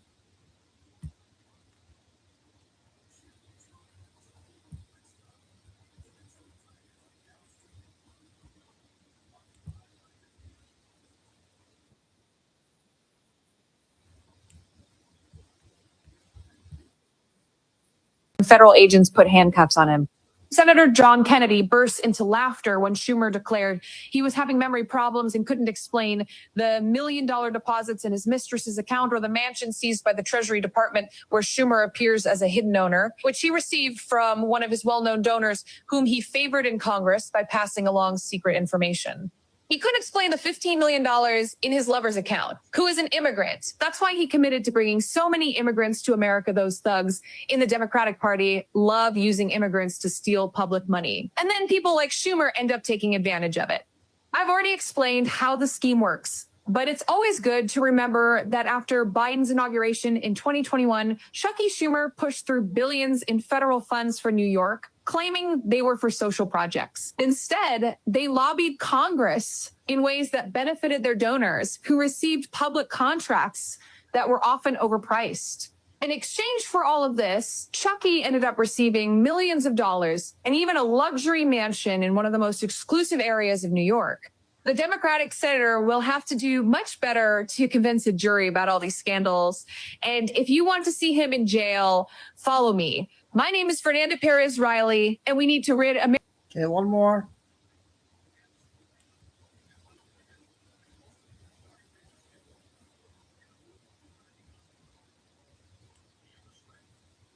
Oh. We'll get that one next.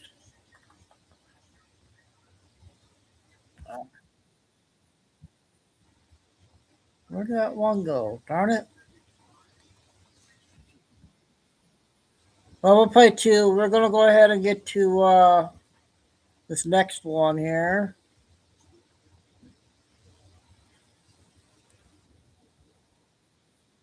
Did anybody see this? Sneaking in. Oh, looking sharp today, Bill. 3 days ago.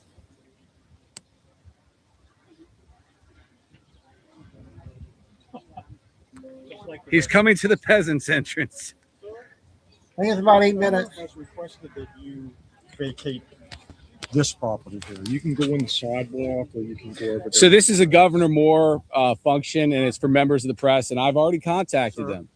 The owner of this establishment does not want you in the private. It's private property. Yes, sir.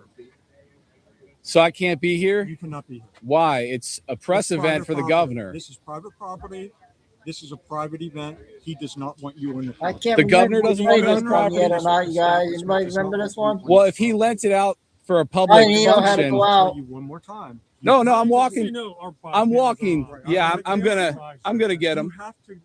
You can go over there and stand on the grass. You can stand on the sidewalk. You can stand on this parking lot right here. But this Wait, is that private parking lot property. right there. Yep, that's a government parking. You can stand over there. Yeah, but this is private property here. Okay. This way. So which way should I walk? Any way you want to walk, you just can't be on this parking lot here or on this driveway right here. That's his property. So the owner opened it up for the governor to use for a public function, but then he's I don't know. excluding members of the public don't know. that the owner doesn't like. I don't know that. I can only Is that tell the you story? the owner has contacted us to have you removed from this. When did you get that contact and Just how now. was it? Was Just it by now. phone call? It was from inside there. Was it recorded? Was it recorded? Yeah, like No, it was 911 not call? recorded. No, it was not. Non-emergency? It was not recorded. This is how Wes Moore views transparency, kicking out people who get 1 million views a day because he doesn't like their viewpoint, but letting hacks like Julie Green at the Herald Mail, who only has I don't think I 60,000 played this one. subscribers, she's allowed in. But people with amazingly good looks, not allowed. So you can sit over there or in this parking lot here or on the sidewalk out here. So the grass is okay. No, not that grass over there. This is owned by Hub City. This is Hub City. This driveway is Hub City. the rest is also. city property or Yes. county property. So you can stand on that. Really? I'll advise. For now, it should be okay. So you'll have to go over there. You just said that I could stand on the sidewalk. This is private property. That sidewalk. This is a public This sidewalk. is not a public sidewalk. That gate right there securing Sir, this building. We're not going to have This this argument. this sidewalk is public. This is You said this parking lot is public right here. He said that side. You can play it back here. The grass later, over and here. You'll see what he said. You He can said be on that over grass. there. Wait a second. Hub City.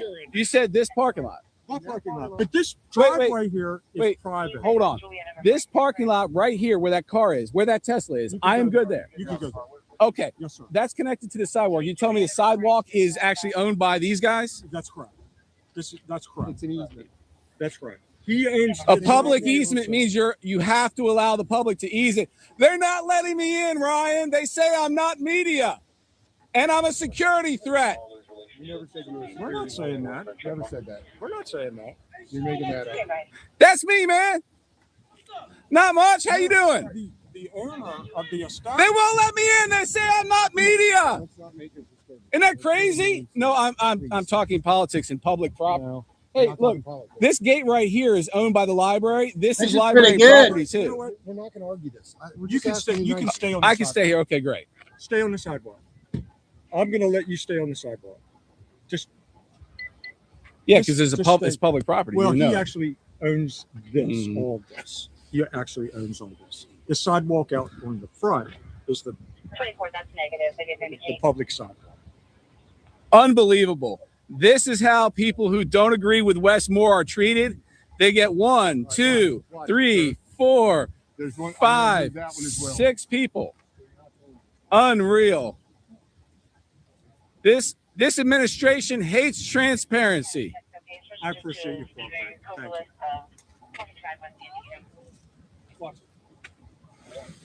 Oh, here they are. They're throwing out. Members of the public are not allowed to be here. Unbelievable. Look at this. Poor old lady being forced so that Wes Moore doesn't get embarrassed by his own party when they don't agree with his policies. Unbelievable. Communist dictator, full fascism, whatever adjectives you'd like to use. Oh, but DC News Now is allowed over there. That guy has less views than my kid playing in my backyard. Ridiculous. And that was that post yesterday. I got like 3,000 views. This dude gets like 30 views on his channel. It's insane. And the drone is still watching.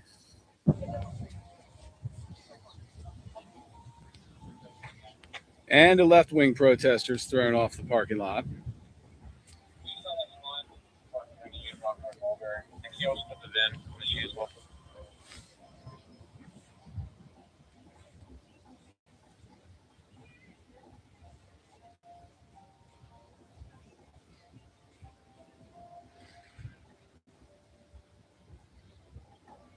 And again, the drone is still hovering, watching us. This is my follower. He just follows me everywhere. And then, of course, the drone's overhead. And then we got this guy. He's watching the street. He's looking for nails that might puncture the governor's truck. He's talking into his collar now. Damn it.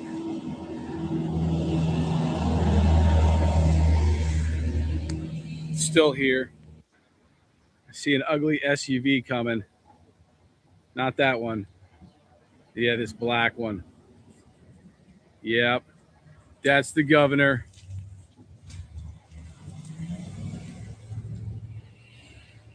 Creating a special security area behind the ugly SUV now. No.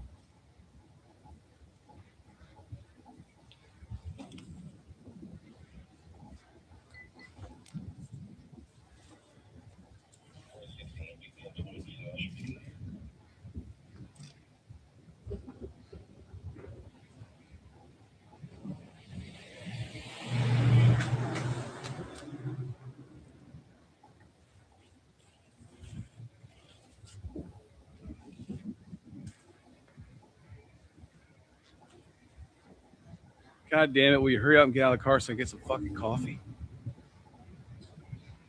I don't think he was one of the people that was in frame getting out. But we shall see.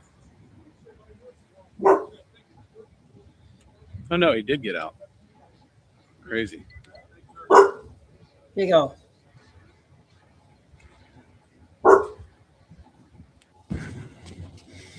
So this is the... So that was a pretty good video. So the last 3 clips will be on the military stuff. A 3-parter.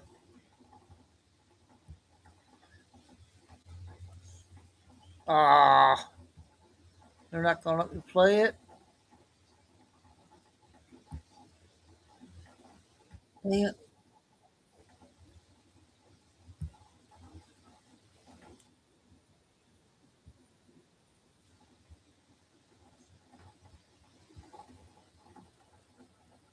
That's weird.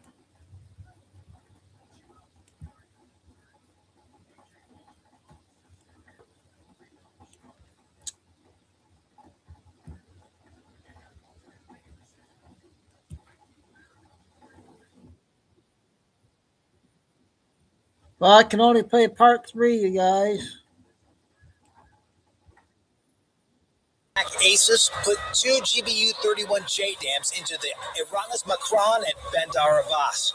The converted tanker Iran uses as a floating Shaheed warehouse. Engine room and aft fuel bunker, textbook hits. She's burning, she's not sinking, and that's about to become everyone's problem. The Makran is 228 meters of converted tanker hull built with watertight compartments. And a ship that burns without flooding is just the world's most expensive tiki torch. Her Shaheed stocks sit under the forward deck, potentially intact. Worse, if she drifts off the pier, she becomes a fire ship in one of the Gulf's busiest anchorages. The lead Black Ace has 2 bombs left, a Tor M1 between him and the target, and maybe 3 minutes before the mooring lines burn through and the Makran floats free. 3 clocks, all counting the same direction. And the Tor M1, Russia's mobile short-range SAM system, basically a missile launcher on tank tracks that can relocate faster than you can parallel park, has him locked at 11 kilometers, 5 to 8 seconds from a firing solution. This particular battery had rolled 800 meters south of its pre-surveyed position during the opening chaos and parked between 2 concrete warehouses while every Tomahawk struck empty ground. No way, it's only 5 His o'clock, doesn't so wait I'll for the go call. with him longer. Rolls in from 22,000 feet with a GBU-31, 2,000 pounds of JDAM on a 37-ton track vehicle, like swatting a wasp with a refrigerator. But it's the only weapon on the jet, and right now the math is ugly. 30 seconds of free fall against a crew that needs 5 to fire. The Tor M1 crew wins the race. A 9M331 comes off the rail pulling 30 Gs. That's 30 times the force of gravity, enough to black out any human being, accelerating straight at the diving Hornet. The wingman punches flares and brakes right at 7 Gs. His G-suit clamps down on his legs like a tourniquet and the world collapses to a gray tunnel. Peripheral vision gone. Nothing but the HUD and the sound of his own breathing inside the mask. The 9M331's command guidance chases the flare bottom for half a second before reacquiring. Half a second of lateral offset at Mach 2.5 is 400 meters. The missile screams past close enough to rattle the canopy. He feels it more than he sees it. A pressure change, a shadow, then nothing. 4 seconds later, his JDAM erases the battery. Now the flight lead is already rolling in. 2 bombs. He pickles the first on the forward waterline frame. The hull breaches below the Shaheed storage bay and the Gulf water rushes in from below while fuel pushes down from above. The second catches the port side amidships, spinning a wound the watertight bulkheads can't contain. The Macron settles by the bow, lifts to starboard, and begins the slow roll that every sailor in every Navy recognizes. A ship that's finished pretending. 4,000 feet of petroleum smoke now blankets the inner harbor. Somewhere beneath it, 3 warships are still floating. And every targeting pod in the overhead stack just went blind. The flight lead's pod shows a wall of black where 3 corvettes should be. The Zagros, the Bayandor, and the Nagdi are somewhere inside that cloud still carrying Nor anti-ship missiles. And 40 meters from the Bayandor's port side sit the Kilo-class submarine Pens, 3 diesel-electric boats that could shut down the Strait of Hormuz if they got underway. He's got 2 options. Option 1, drop the bomb from up here using GPS, like using your phone's map pin to hit a target. In perfect conditions, that pin lands within a few feet of where you want it. But Iranian jamming has been scrambling the GPS signal all morning, and a few feet just became 30 feet in any direction. 30 feet means hitting water instead of a warship. Option 2, dive below the smoke, get eyes on the ship through its targeting pod, and drop with visual confirmation. Accurate, but it puts him inside the envelope of every SA-24 Igla the IRGC has down there. The Igla is a shoulder-fired heat-seeking missile. 1 guy, 1 tube, 1 rooftop. The kind of weapon you can't see coming until it's already in the air. Plus every small caliber gun the Iranians can get their hands on right now. He pushes the nose over. 1 pilot, 1 bomb, and the entire Iranian coastline daring him to come down. His wingman slides wide east, eyes on the rooftops. If an Igla comes off a building, the exhaust plume is the only warning. 3 seconds between launch and impact at this range. 3 seconds to brake, dump flares, and hope the seeker bought the decoy. That's the price of admission for getting eyes on target. At 5,000 feet, the petroleum hits him first. Not a smell, a taste. Burning crude and paint seeping through the environmental system, coating the back of his throat. The pod shows nothing. Black wall, horizon to waterline. 4,000. Still blind. The Macron is puffing out more smoke than the Marlboro Man, and the wind is pushing it straight across the inner basin like a curtain someone nailed shut. 3,200. A gust tears the column sideways, and the pod catches the Bayandor's stern. Gray steel. Close enough to read the hull number. He slews right. The Zagros mast poking above a warehouse roof. Slews again. The Nagdi, already listing from shrapnel the Macron threw across the basin.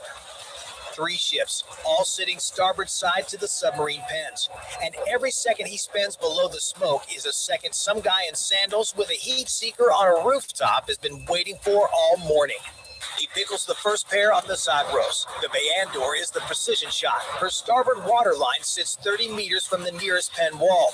While the Slammer was threading the Contarax harbor, the VFA 41 Black Aces put 2 GBU 31. Hey, that was a good one. Military. I want to play a cast video, 20 minutes, you guys. There's no Billy Bean yet.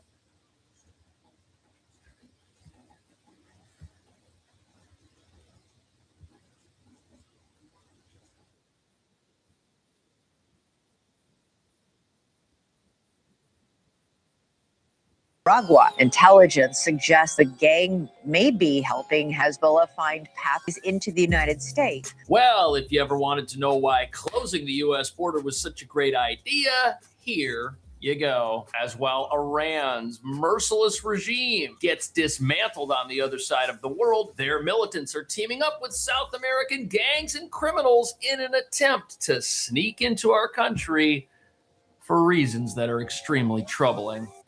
So officials right now are saying Tren de Aragua, of course, that violent Venezuelan gang that has been designated as a terrorist organization, has expanded across the Western Hemisphere and may actually be intersecting with Hezbollah. Of course, that's the Iran-backed militant group. That makes it more concerning. We have a country like Venezuela who opened their doors to this regime's interest in the U.S. Venezuela's weaponization of mass migration out of Venezuela to the U.S. helped that some of these terrorist members actually made it through the U.S. southern border.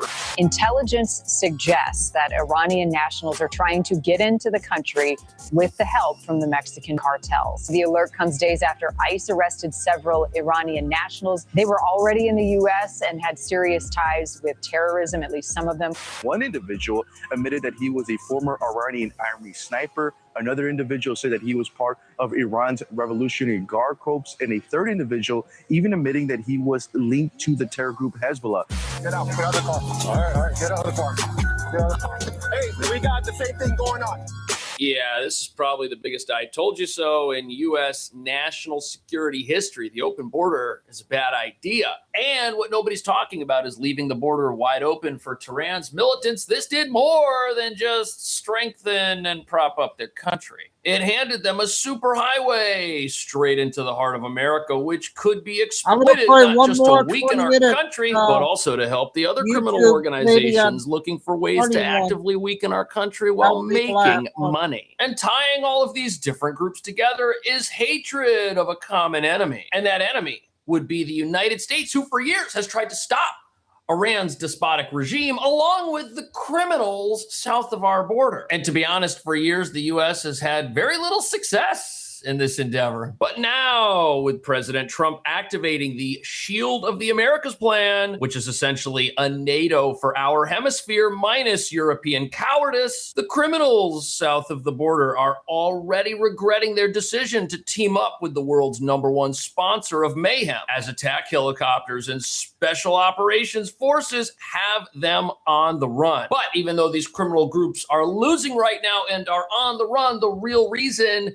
there's a threat right now is because over the last 4 years, the wrong folks were able to get inside and dig in. A situation enabled by the Maduro regime, as well as Mexican cartels, who together weaponized mass migration, which was making them $13 billion a year, and allowed the planting of operatives from these organizations on American soil as part of a money-making criminal pipeline, which they could then lend out to state-sponsored militant networks. And while analysts warn the same criminal pipelines used to smuggle thousands of high-risk individuals, including over 2,500 Iranians since 2021, are being used by this Hezbollah group to launder money, move illicit funds, and potentially plant sleeper agents. And as one former intelligence officer puts it, this has created a situation in which no one is truly safe. Trende Aragua, of course, that violent Venezuelan gang that has been designated as a terrorist organization, has expanded across the Western Hemisphere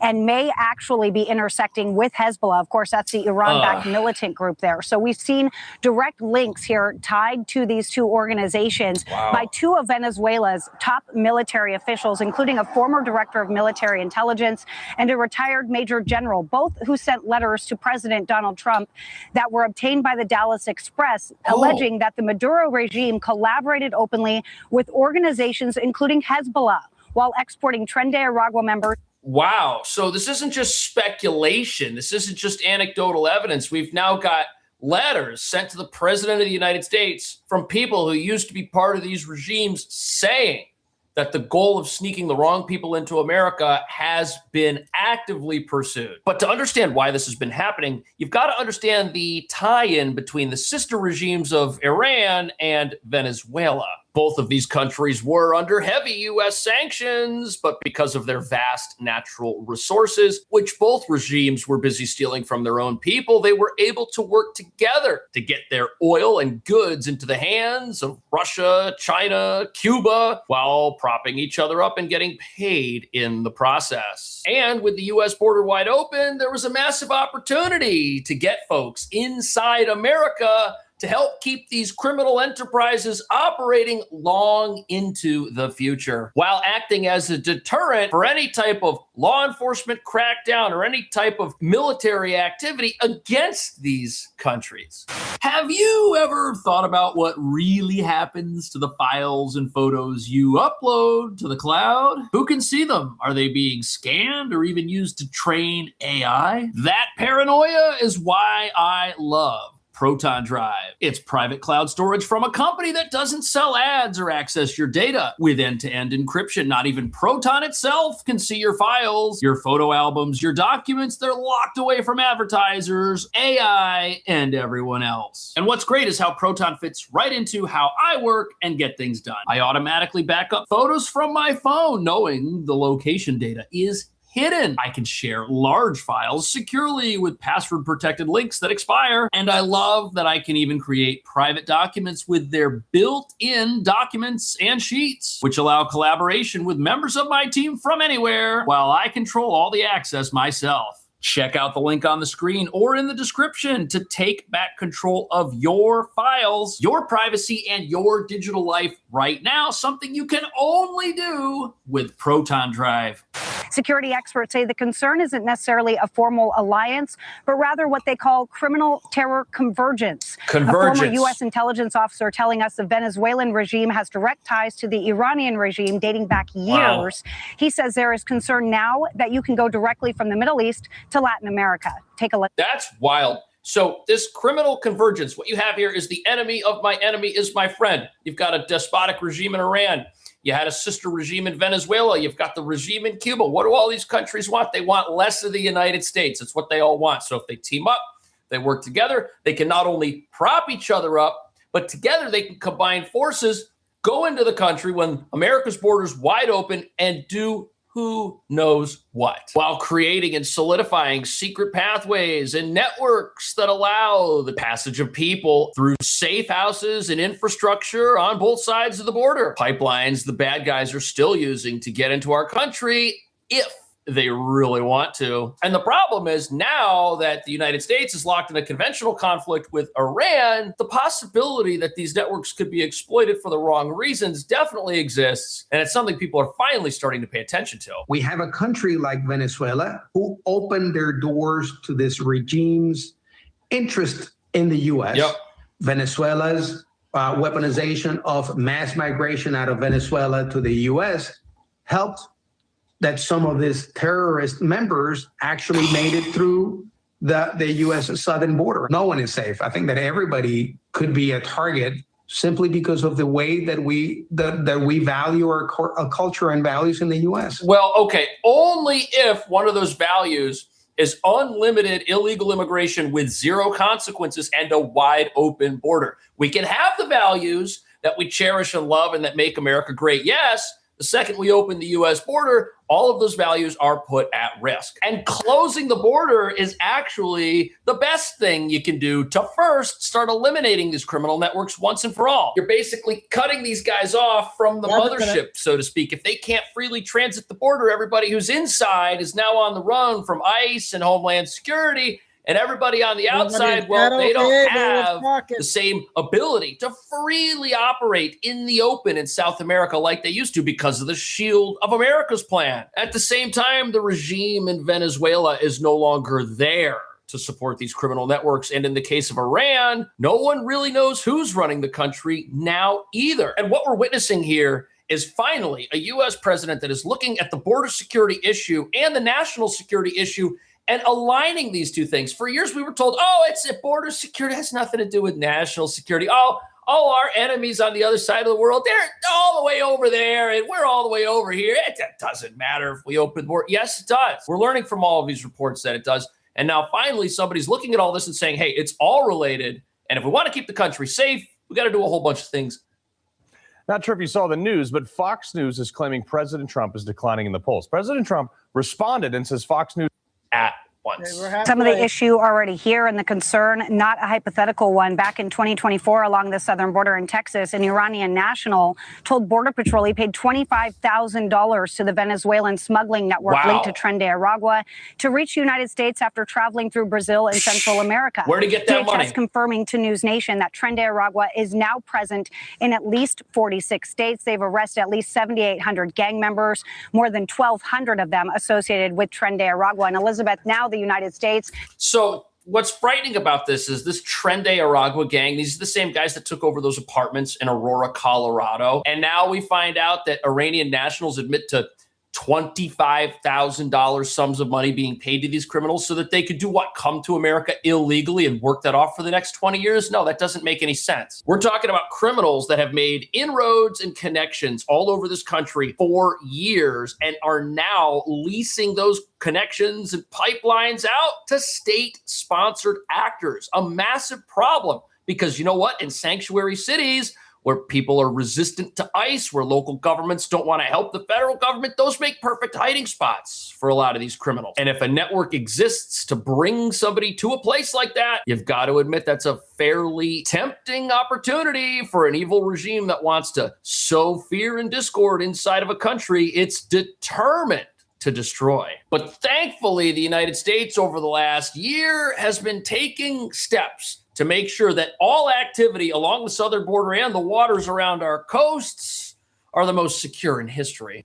Networks remain the biggest security threat in the Western Hemisphere. This as there are more than 12,000 troops currently supporting the southern border, with 6 national defense areas now in place across Arizona, California, New Mexico, and Texas. Officials say crossings have dropped to historic lows, but warn the cartel threat is still driving violence and instability across the hemisphere. So remember when Trump wanted to set up these national defense zones? Remember we were told, oh, what an overreaction. He wants to militarize the border. We got 12,000 troops down there. What are they even going to do? Yeah, there are threats on the other side of the world that want to exploit this border, want to team up with gangs and cartels to try and get inside. By the way, those gangs and cartels are not exactly a non-threat either. These guys are heavily armed. They've been making billions of dollars, but that explains why we need these national defense zones. Everything happening right now, from the cartel-related activity taking place in Mexico as the bad guys are now on the run from U.S. Special Forces and Mexican military. All of this couldn't be happening if the U.S. border were still wide open and were porous. You see, this all started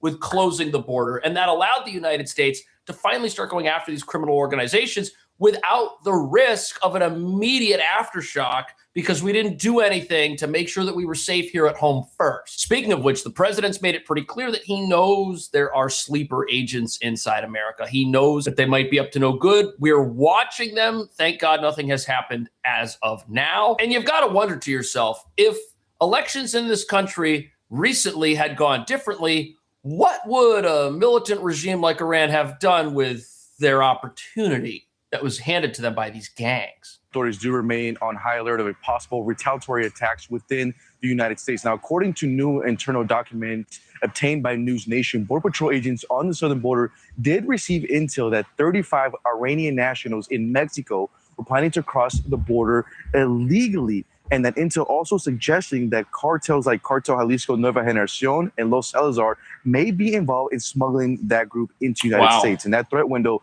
is running through Saturday. And it's part of what officials are calling a growing concern about potential state-sponsored actors using cartel routes to reach the United States. Agents working the Jalisco to San Luis corridor have been told to stay on high alert and to expect this group may be part of a broader network. That alert comes just 1 week. This alert came out after the nuclear sites that Iran was building were taken out about a year ago. And we find out this idea of criminal convergence wasn't just with this Tren de Aragua gang or the cartel that was run by Maduro in Venezuela, but also with the Mexican cartels. It's like this regime was just looking for access and was willing to pay whoever was willing to offer it. Now, we still don't know, as citizens watching the news, how many total state-sponsored agents may have entered the country or what they might be up to, or even how many of them have been taken down. But what we do know is that an estimated 20 million people crossed our border illegally without vetting. And we were all told this was not a big deal. We were all told that the vast majority of these individuals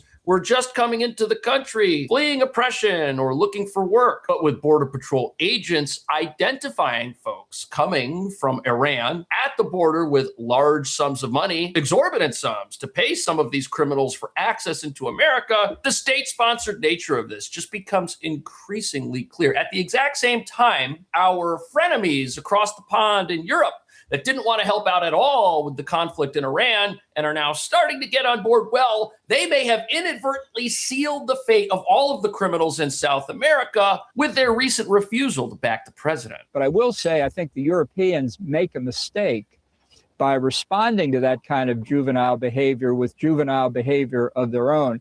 A number of European leaders, including Kaja Kallas, the European Union's chief foreign policy official, have said expressly, Iran is not our war.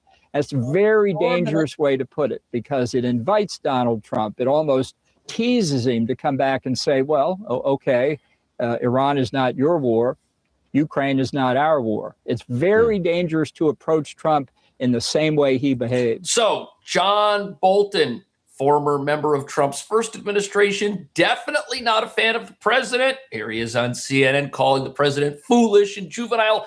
But he makes a valid point. By Europe failing the NATO test, which Trump called it, how does the United States rely on them if there's a conflict? And if the United States has a bigger conflict in its own backyard and a new NATO-like organization, this Southern Spear, that is willing to work with the United States and wants to work with the United States for a shared common interest, it's going to be pretty hard to justify to the American people why we're not taking threats close to home seriously and why we're sending our money to the other side of the world over to Europe when these guys have militaries, they've got aircraft carriers, they've got jets. They could do more to take care of problems in their own backyard. And right now, the U.S. has massive numbers of troops stationed in places like Germany. What good are those troops if Germany isn't going to do anything when the United States needs help in some sort of conflict like in Iran? So much of Europe is propped up by the U.S. military, backing their way of life and enabling a social safety net that many of these countries have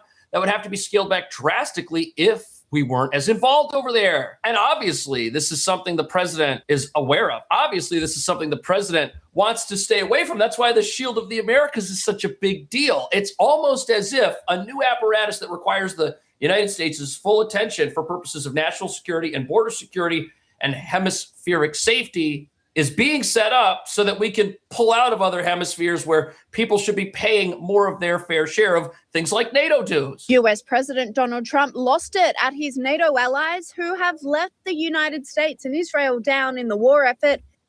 The Borg found new ground to assimilate. Recruit Data Skin Graft and Zephram Cochrane. Get against Iran. We have 45,000 troops in Japan. We have 45,000 troops in South Korea. We have 45,000, 50,000 troops in Germany. We defend all these countries. And then, do you have any minesweepers?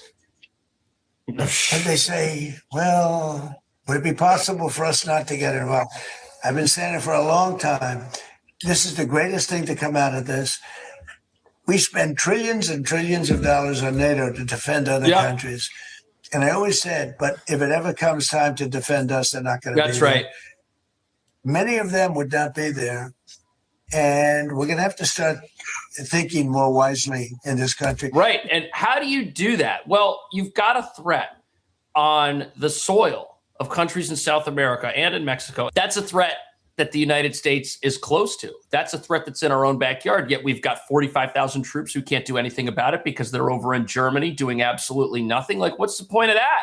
Why don't we have German troops protecting Germany? Why don't we do that so we can call some of our boys back home and take care of security matters back here? That would be a great thing for South America. That would be a great thing for border security. That would be a great thing for national security and security in our entire hemisphere. And you've got to ask yourself something. If we didn't have hundreds of thousands of troops spread around the planet for causes that do not directly benefit the United States, would regimes like the former Maduro regime have been able to team up with state-sponsored actors coming from Iran? Of course not. How would these guys have been able to make the criminal inroads necessary to sneak into our country through an open border and go about exploiting it and sowing discord and dissent from inside while attempting to plan military operations, allegedly? None of that could have happened if South America was secure. None of that could have happened if the United States was being wiser, as the president says, with how we use our resources and what concerns we heavily vest ourselves in. It doesn't make sense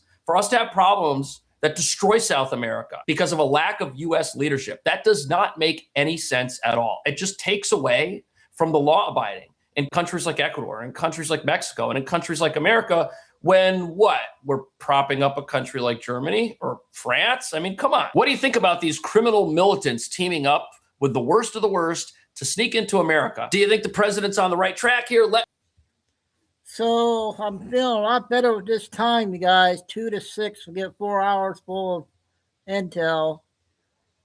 I've got more energy now, and I'm watching my game right now. They're winning 8-0 in the 6th inning already. First game of the year. Got a big basketball night tonight. But we're going to finish off the 20-minute one with the TikTok or the YouTube lady. That's funny.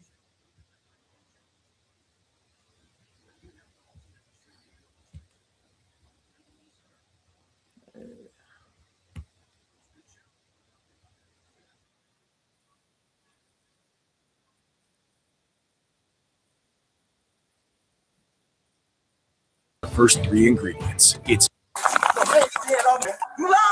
Yep, 20 minutes. Here we go. Okay, let's see what this one is. All right, everyone. Today we're learning how to turn a doctor's visit into a felony arrest. Police get called to a medical office where there is a man who is allegedly threatening to shoot up the place if a doctor doesn't see him. Now, obviously, it's not the kind of thing you're supposed to joke about, especially when you're in a building full of patients and staff. When the officers arrive, they find a man who matches the description wandering around outside, and what follows is a chaotic struggle, a lot of yelling, and a suspect who absolutely refuses to cooperate, and a discovery that raises even more questions about what he was really planning. On March 21st, 2022, at approximately 2:05 p.m., an officer with the Fort Lauderdale Police Department responded to a disturbance at a doctor's office. While en route, dispatch radioed in with a disturbing development. The suspect threatened to shoot the place up if a doctor did not see him. Hey man, you all right? What happened? Nothing happened? You weren't yelling and screaming inside? Oh, no, get inside. The guy inside. You're saying there's a guy inside? Yeah. They said he's dressed exactly like you. No, not him. He's inside. Okay, hope you're not lying, man, because I'll come back out. Oh, okay, well, it doesn't mean you can't say all that. He wants to see the doctor. He can't be seen without an appointment. They explained to me, you used to have urgent care closed down. Everything's about appointment here. And he refused to leave. He made all these crazy threats. Okay. So we just need to leave. Okay, so you guys want to walk? Yeah, that's it. I'll get it back. As you watch the events unfold, keep in mind all the suspect needed to do was leave. Take your hands in your pockets. What's up? Take your hands in your pockets. All right, check this out. Man, don't walk up on me, man. Cause you ain't got no reason to be walking up on me, bro. Listen, check this out. I ain't got shit on me, but don't be walking up on me. You're saying you're gonna shoot the place up. So I ain't saying shit like that. Come on, let you know. If you put your hands on me, man. You need to relax. Listen, I ain't doing shit. Okay, this guy is getting way too angry way too fast. All the police officer did was take some steps closer to him. But hey, don't walk up on me, man. Don't walk up on me, man. What should the officer do? Stand across the room and shout at your ass? He's trying to figure out what is going on. You need to chill the out. They said sit my shoe down. Calm If you down. put your hands on me, Calm I'm down. letting Do you you have any know. guns on you? I'm letting Do you you have any know. guns on you? Listen. Do you have any guns Listen, on you? let me- What do you do? Don't blade your body. Don't blade your head off me, man. What you grab me for, man?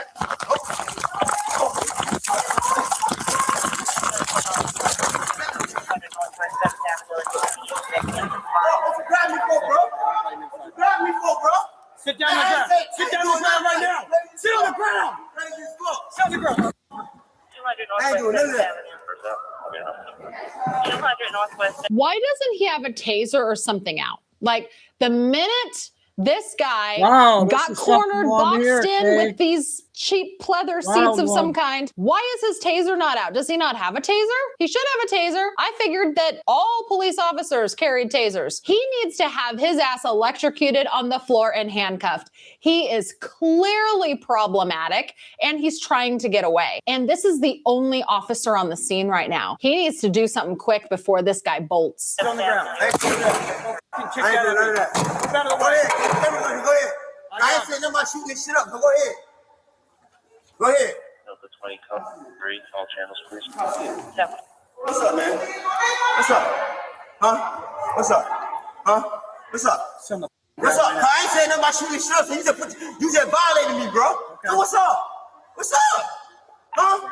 What's up? I ain't saying nothing like that. So what's up? You lying, huh? Yep. Where you going? Yep. Northwest 7th Avenue. Northwest 7th Avenue. Advise on chill.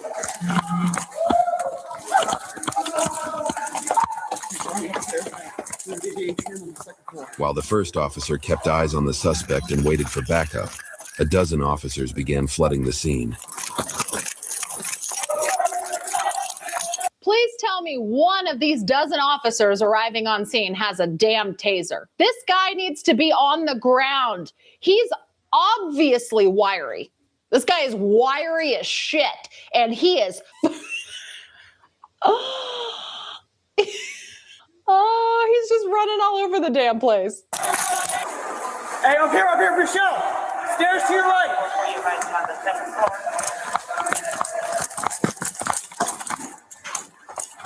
Give me a shot.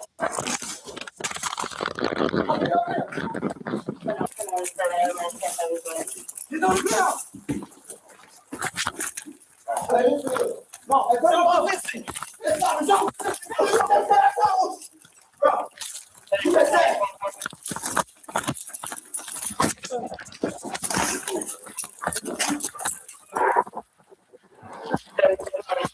Greg, this is the last video. 3 to 6 is the new time. Last 7. Second floor. I didn't say that about shooting shit up, bro.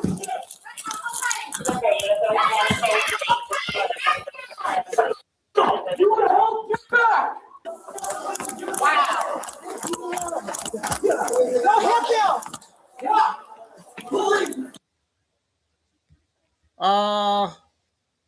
Half truths. What do you mean by that? Can you explain your opinion there? America's very dangerous. I don't think so. We're the safest country with the border. We haven't got nobody in over a year. I don't know what you meant by that. I guess you must be a troll. What? I said, give me your hand. Give me your hand. Give me your other hand. Other hand.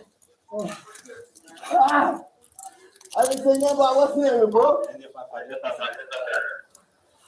Where I say nothing about shooting shit up, bro. Be clear. Be clear. Yeah, you're so tough now, are you, bitch? That's all right. I love it when the police officers kind of like let go of their professionalism and they say exactly what we're all thinking. You ain't so tough now, are you, bitch? This is fantastic. I can't believe that nobody tased him to get him down. It looked like, I was trying to tell, it looked like he had the police officer in the chokehold. Did you guys see that too? It looked like he had a police officer in a chokehold and he was using the police officer like a shield, but the other one came and then they tackled his ass to the ground. I might have been hallucinating, but that's what it looked like to me. Yep, that's what it looked like to me.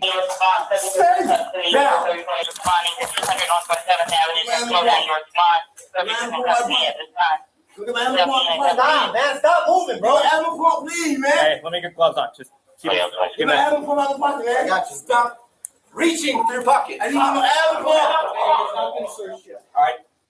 What do I have today? Just that therapy appointment for inner child work at 11. Oh, it's stupid. I hate it. I just want to stay up late and hang out with my friends. So, keep it? Yeah. Smart.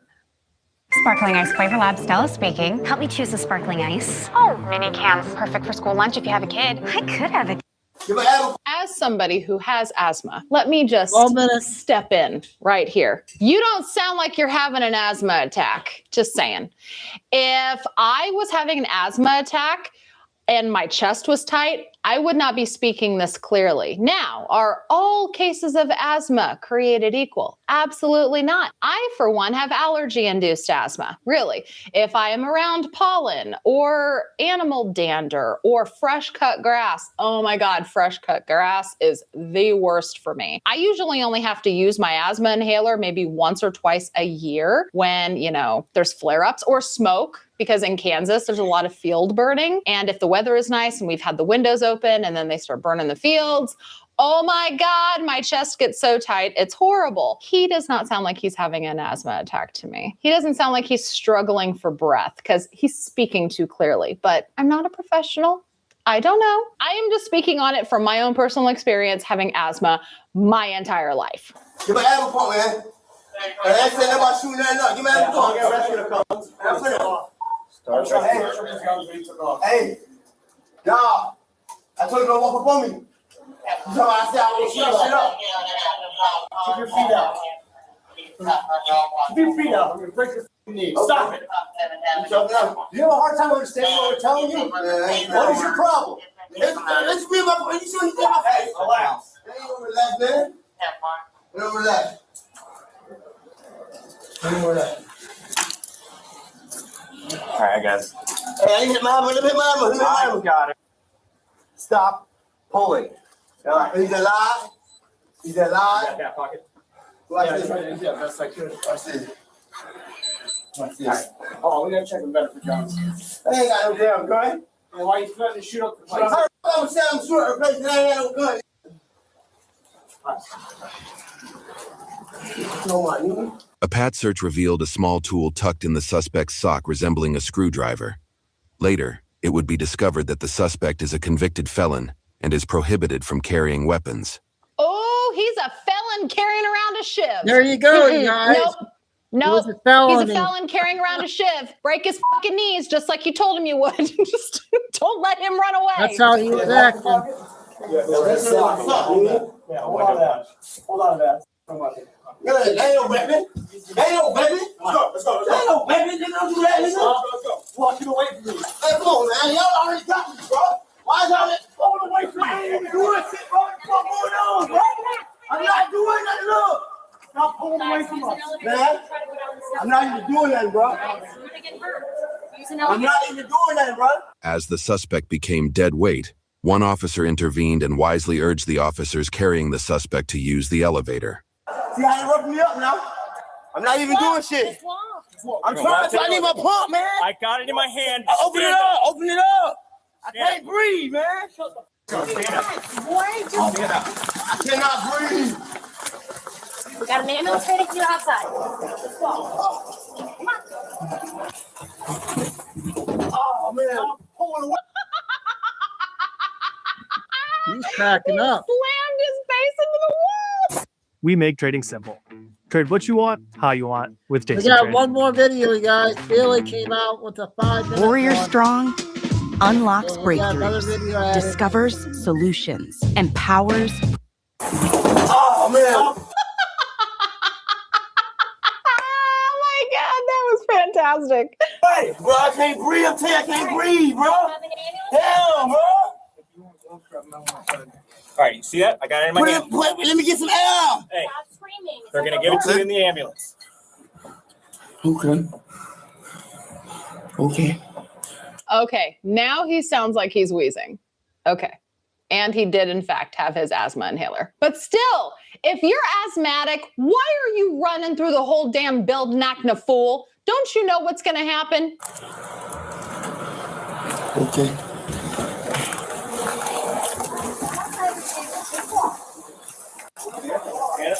Can't breathe. I'm telling you, I can't breathe. I can't breathe. I can't breathe. Is this his? Yeah. Hey,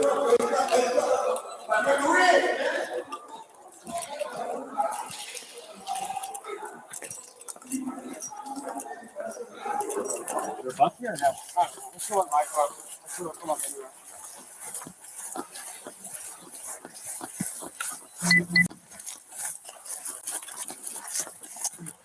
Stop walking. Stop this shit. Sit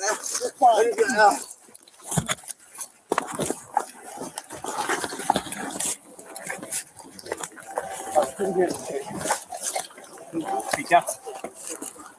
Sit down. Sit down. Sit down. You seen that for me? Sit down. Yes, All the way sir. down. I am trying. Yeah, I got my arm. You gonna let me sit down? You got my arm. Hey, 50 cup. Hey, 50 cup. Hey, 50 cup. Wait. Seen that, father? Yeah. Yeah. Seen that? Yeah, okay. Cross your ankles. You want me to fix your cuffs? Cross your ankles. Cross your ankles. Hey. Boy, listen here. Listen here. Cross your ankles if you want the cuffs fixed. You gotta be respecting do that. Now let's do this. Now see this. See how I'm bleeding, right? Y'all said good job. Now let's do this. As man. As man. You take out that bag. If I beat his ass, y'all let me go. If I beat his ass, y'all let me go.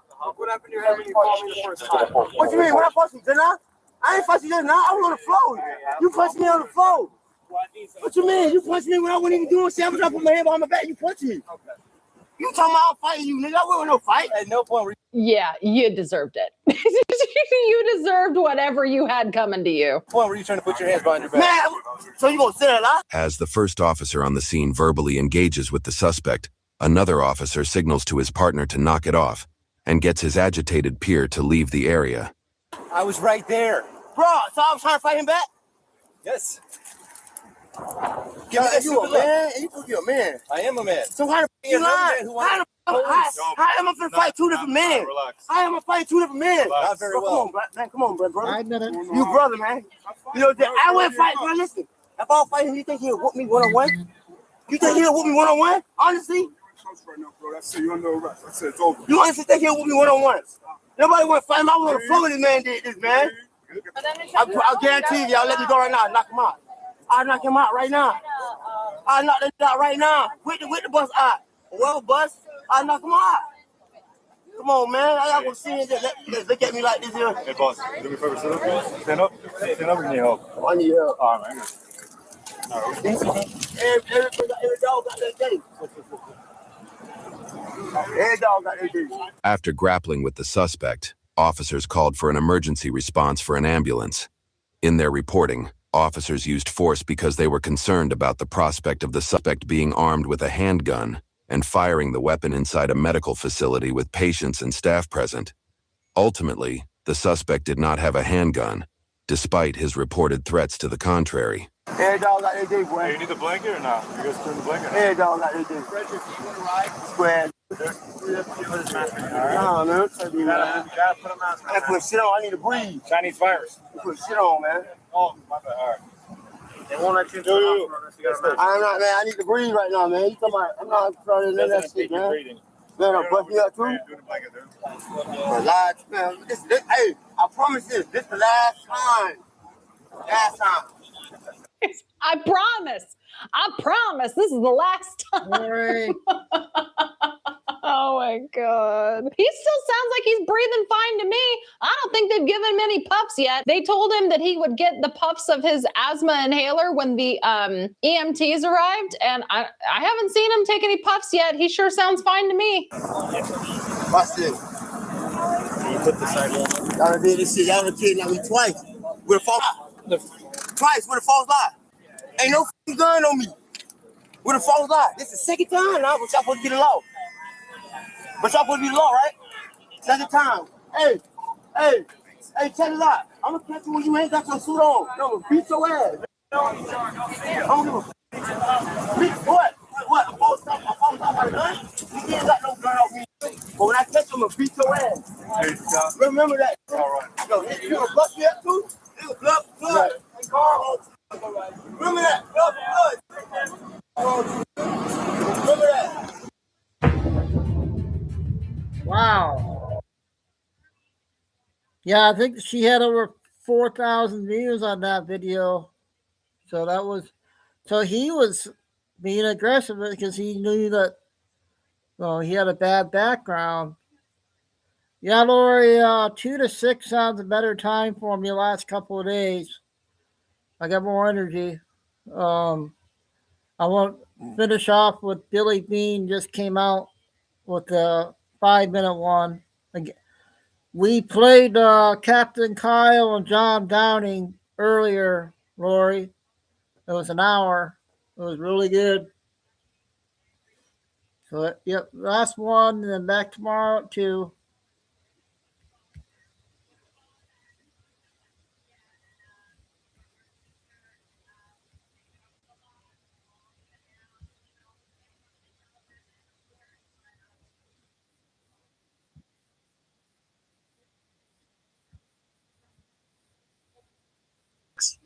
About 4 p.m.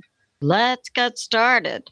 We have this breaking from the BBC that reports that President Trump and the Middle East negotiators with Iran are engaged in talks, which Iran continues to deny.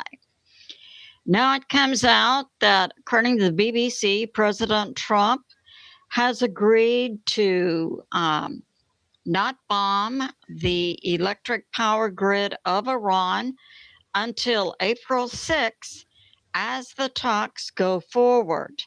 Now, this agreement by President Trump is only related to the power grid, not the other things that the U.S. Is gearing up and deploying and has been deploying for the past 6 to 8 weeks, and more deployments we hear are going on now in the past 24 to 48 hours. So President Trump also cleared his schedule for the weekend. Now we're hearing this from New York Prepper that the 10th Mountain Division is being deployed to Iran. It's last the one. 10th Mountain is a light infantry mountain climbing group out of Fort Drum, New York. They have in the past been sent to Syria, Iraq, Afghanistan. So they have Middle East experience. Their motto is climb to glory. And their function is they are special forces trained to fight in mountains. So now they're also going to Iran. We also have this breaking news that the CCP has tried to blow up MacDill Air Force Base. Now, a few days ago, I put out like 4 to 5 U.S. military bases over a 24-hour period who had gone to NOTAMs, they had gone to Charlie alerts, and so on. MacDill was one of them. At MacDill, located in Tampa, Florida, is located CENTCOM, which is the military group that's calling the shots in the Middle East. So it appears now the CCP tried to bomb MacDill. 2 arrest warrants have been issued for 2 individuals, Chinese, brother and sister. One has been arrested. We don't know if it's the brother or the sister, and one is already back in China. So that's going on. If you think China is not our primary enemy, guess again. And now we have this. Russia is selling or delivering to Iran drones. We know that at the beginning of this conflict, Russia put in 5,000 Russian troops right on the border of Iraq, and I believe that was Turkmenistan. And no speculation was being put forth as to why Russia would have those 5,000 troops right on the border of Iran. I put forth my thinking was that maybe those troops were going to help the IRGC, or maybe the mullahs or clerics or whoever, high leadership positions, to escape from Iran and go through Turkmenistan with Russia there to help. Now, it could be that another purpose of Russia on the border there with Iran is to provide Iran with weapons. So a heads up, Russia. So this concludes my flash. I love you, and I'll see you soon. Okay, that's going to wrap it up right at the 4-hour mark. So, yeah, I think I like this time better, 2 to 6 for the game start and everything. And anything breaks, at night time, I'll come on, 8 or 9 or 10 or something happens. I'll come on. If not, we'll see you all tomorrow at 2. And tomorrow's Friday already. Thanks, mods. Okay, Fine Eagle, and Lucy, Carol, Tim, and Lori. It looks like you're saying something. How you getting all the medicine you need, Lori? Everything okay? Get well. I'm praying for everybody, and remember the sub to the backup channels if you haven't yet. Thank you, and God bless everybody. Love all. God bless. Love all. Remember, stay safe, stay strong, keep the faith. Never give up. Okay, sounds good. If you need any contact, I think I gave you my Gmail. If you need want to talk to Kay on the phone or something. But I got the thing in chat the other day. I don't know if you got it. So signing off. Another night of data intel. And see how things develop. Chico and Dude.